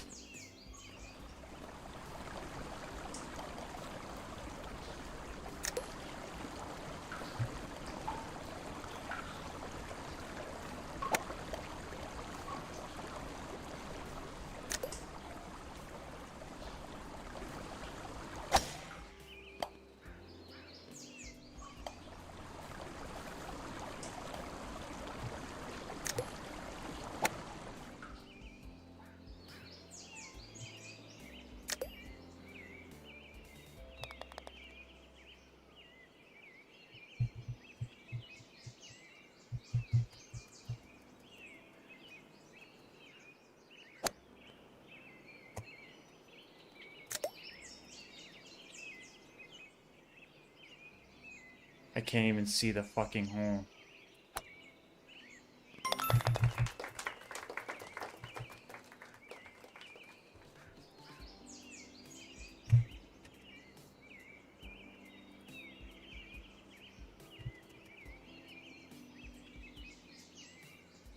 Stupid fucking game anyway, bro. Stupid fucking game anyway. Alright, writing a gift sub down. We're at 3 out of 5 to drop all 5. Doing it like that because it's cheaper to do them in batches of 5. Great, now everyone's gonna hit me with a stick.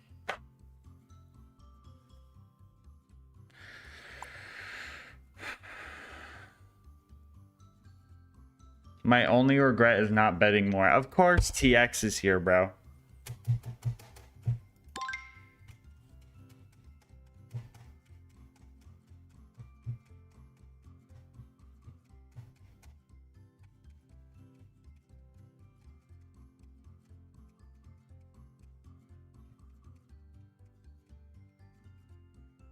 Never put me in a situation, bro. Never put me in a situation.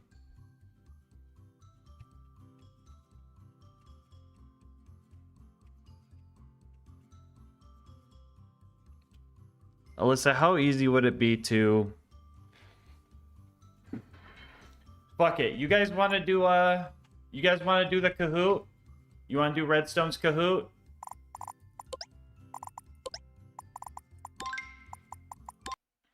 You guys want to do Redstone Geeks Kahoot?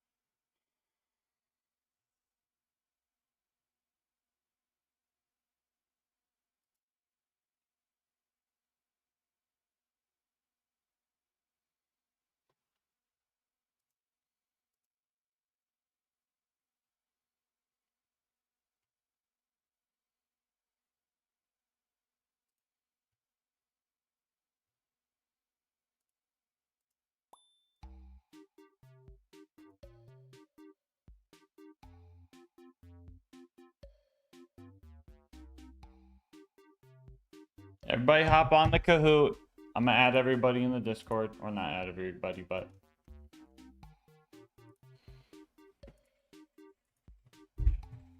Got the green bow, obnoxious. Let's go.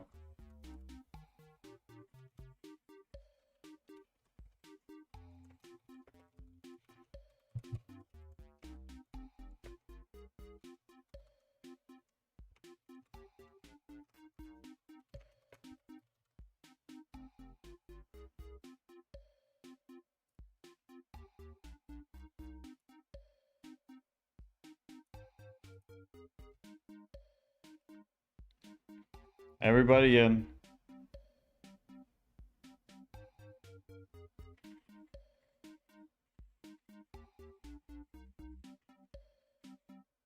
It's his birthday. My birthday was on the 6th, but we've been streaming since then. Because the timer has not emptied.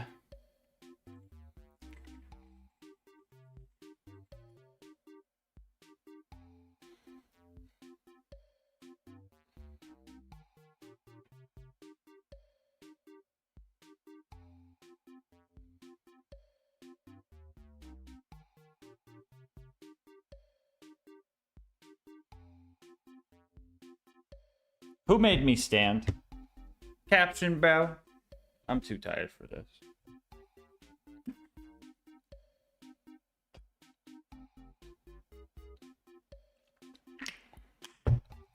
Burrito femboys is, oh my god.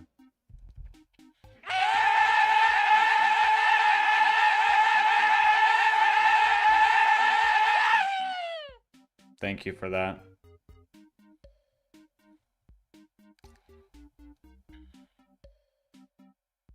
You were supposed to lock in. You fucked me up. You threw me off my mojo. Why is it so long, Lamau? It's a whole Magdom. I hope no BL4 trivia. Nah, this is gas mask trivia. Let's go.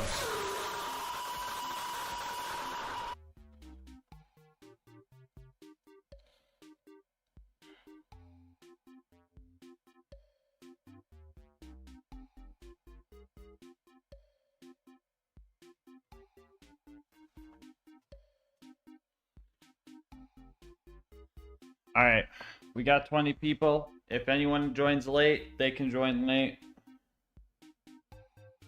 Not a little gas mask, oh my god, bro. Not the fucking name typo, bro. At least I'm like, what, a polar bear? In a space helmet? Knight's helmet or something? Oh, I can customize my little dude. Wait.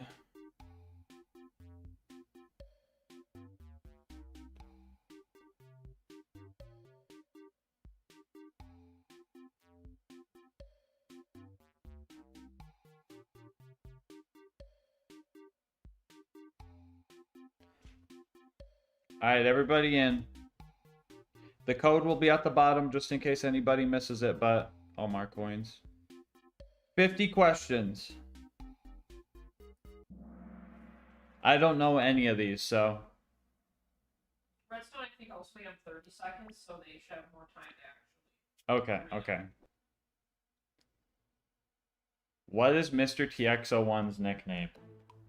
Slayer of Geary, the beat you up guy, Mr. Punch you in the face, XX underscore gauge brand underscore XX.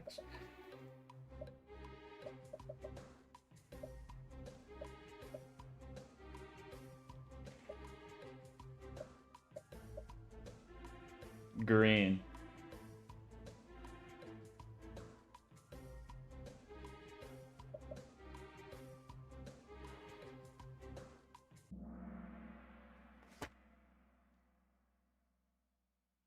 You guys really don't know about the... This is a poll, not a quiz. Is it not green? No, it's the beat you up guy. Oh my goodness. TX not getting first in that is crazy. Which SCP is the Dave's triple? Oh my god. I know this. I know this.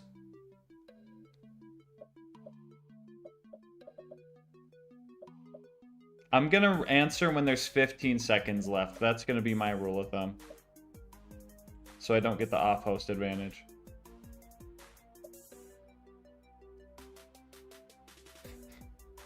I just noticed the gift. Blocking one of the front things. Chat is blocking one of the answers. Okay, hold up.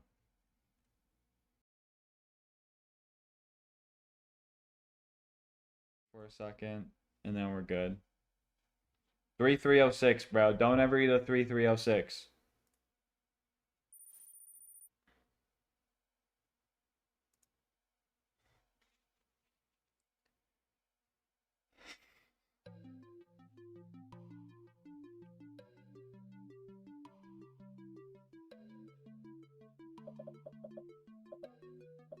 The fucking picture of Bigfoot being like an inch tall, dude.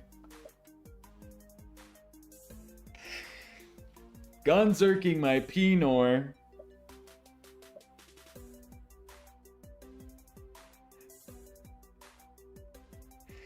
Me offhanding Pinor is crazy.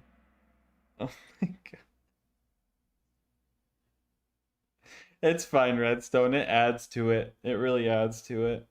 Oh. Oh. So there's a classic rock and roll. So there's the king of rock and roll. If he played Borderlands, what would he be?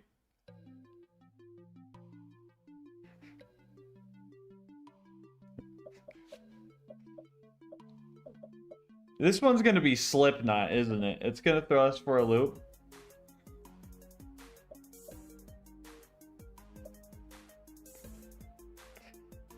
Wake up and meet your princess. Are you seeing? Hey, mommy. That's crazy.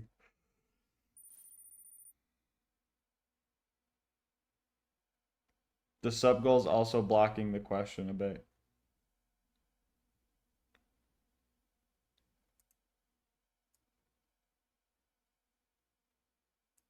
There. That should work for now.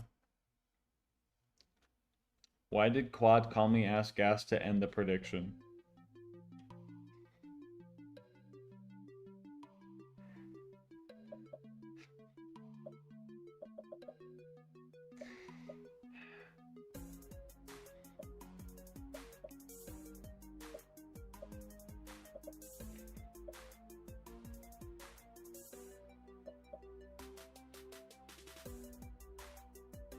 Imagine if Quad had a quarter for every coin flip he had.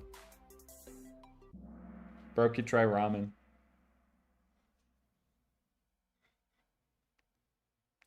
The Quad Blades lore, bro. Who is John Gamba? Is that you, Quad? That better be you, Quad.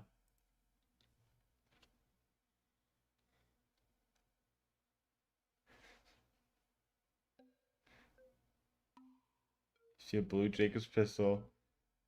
Oh. Wait. Wait, Fi, this is all you. Wait, I know this one. The blues are different.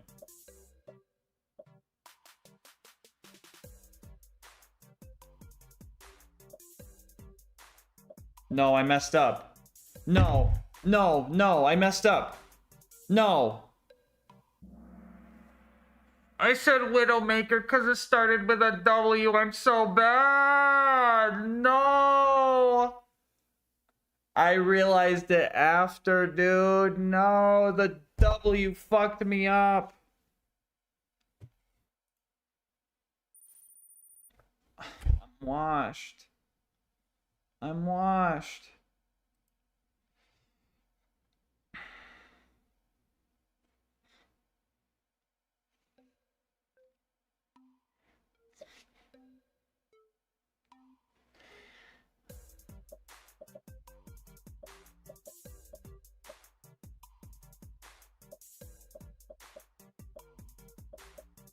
Fuck, I forgot. Which one's the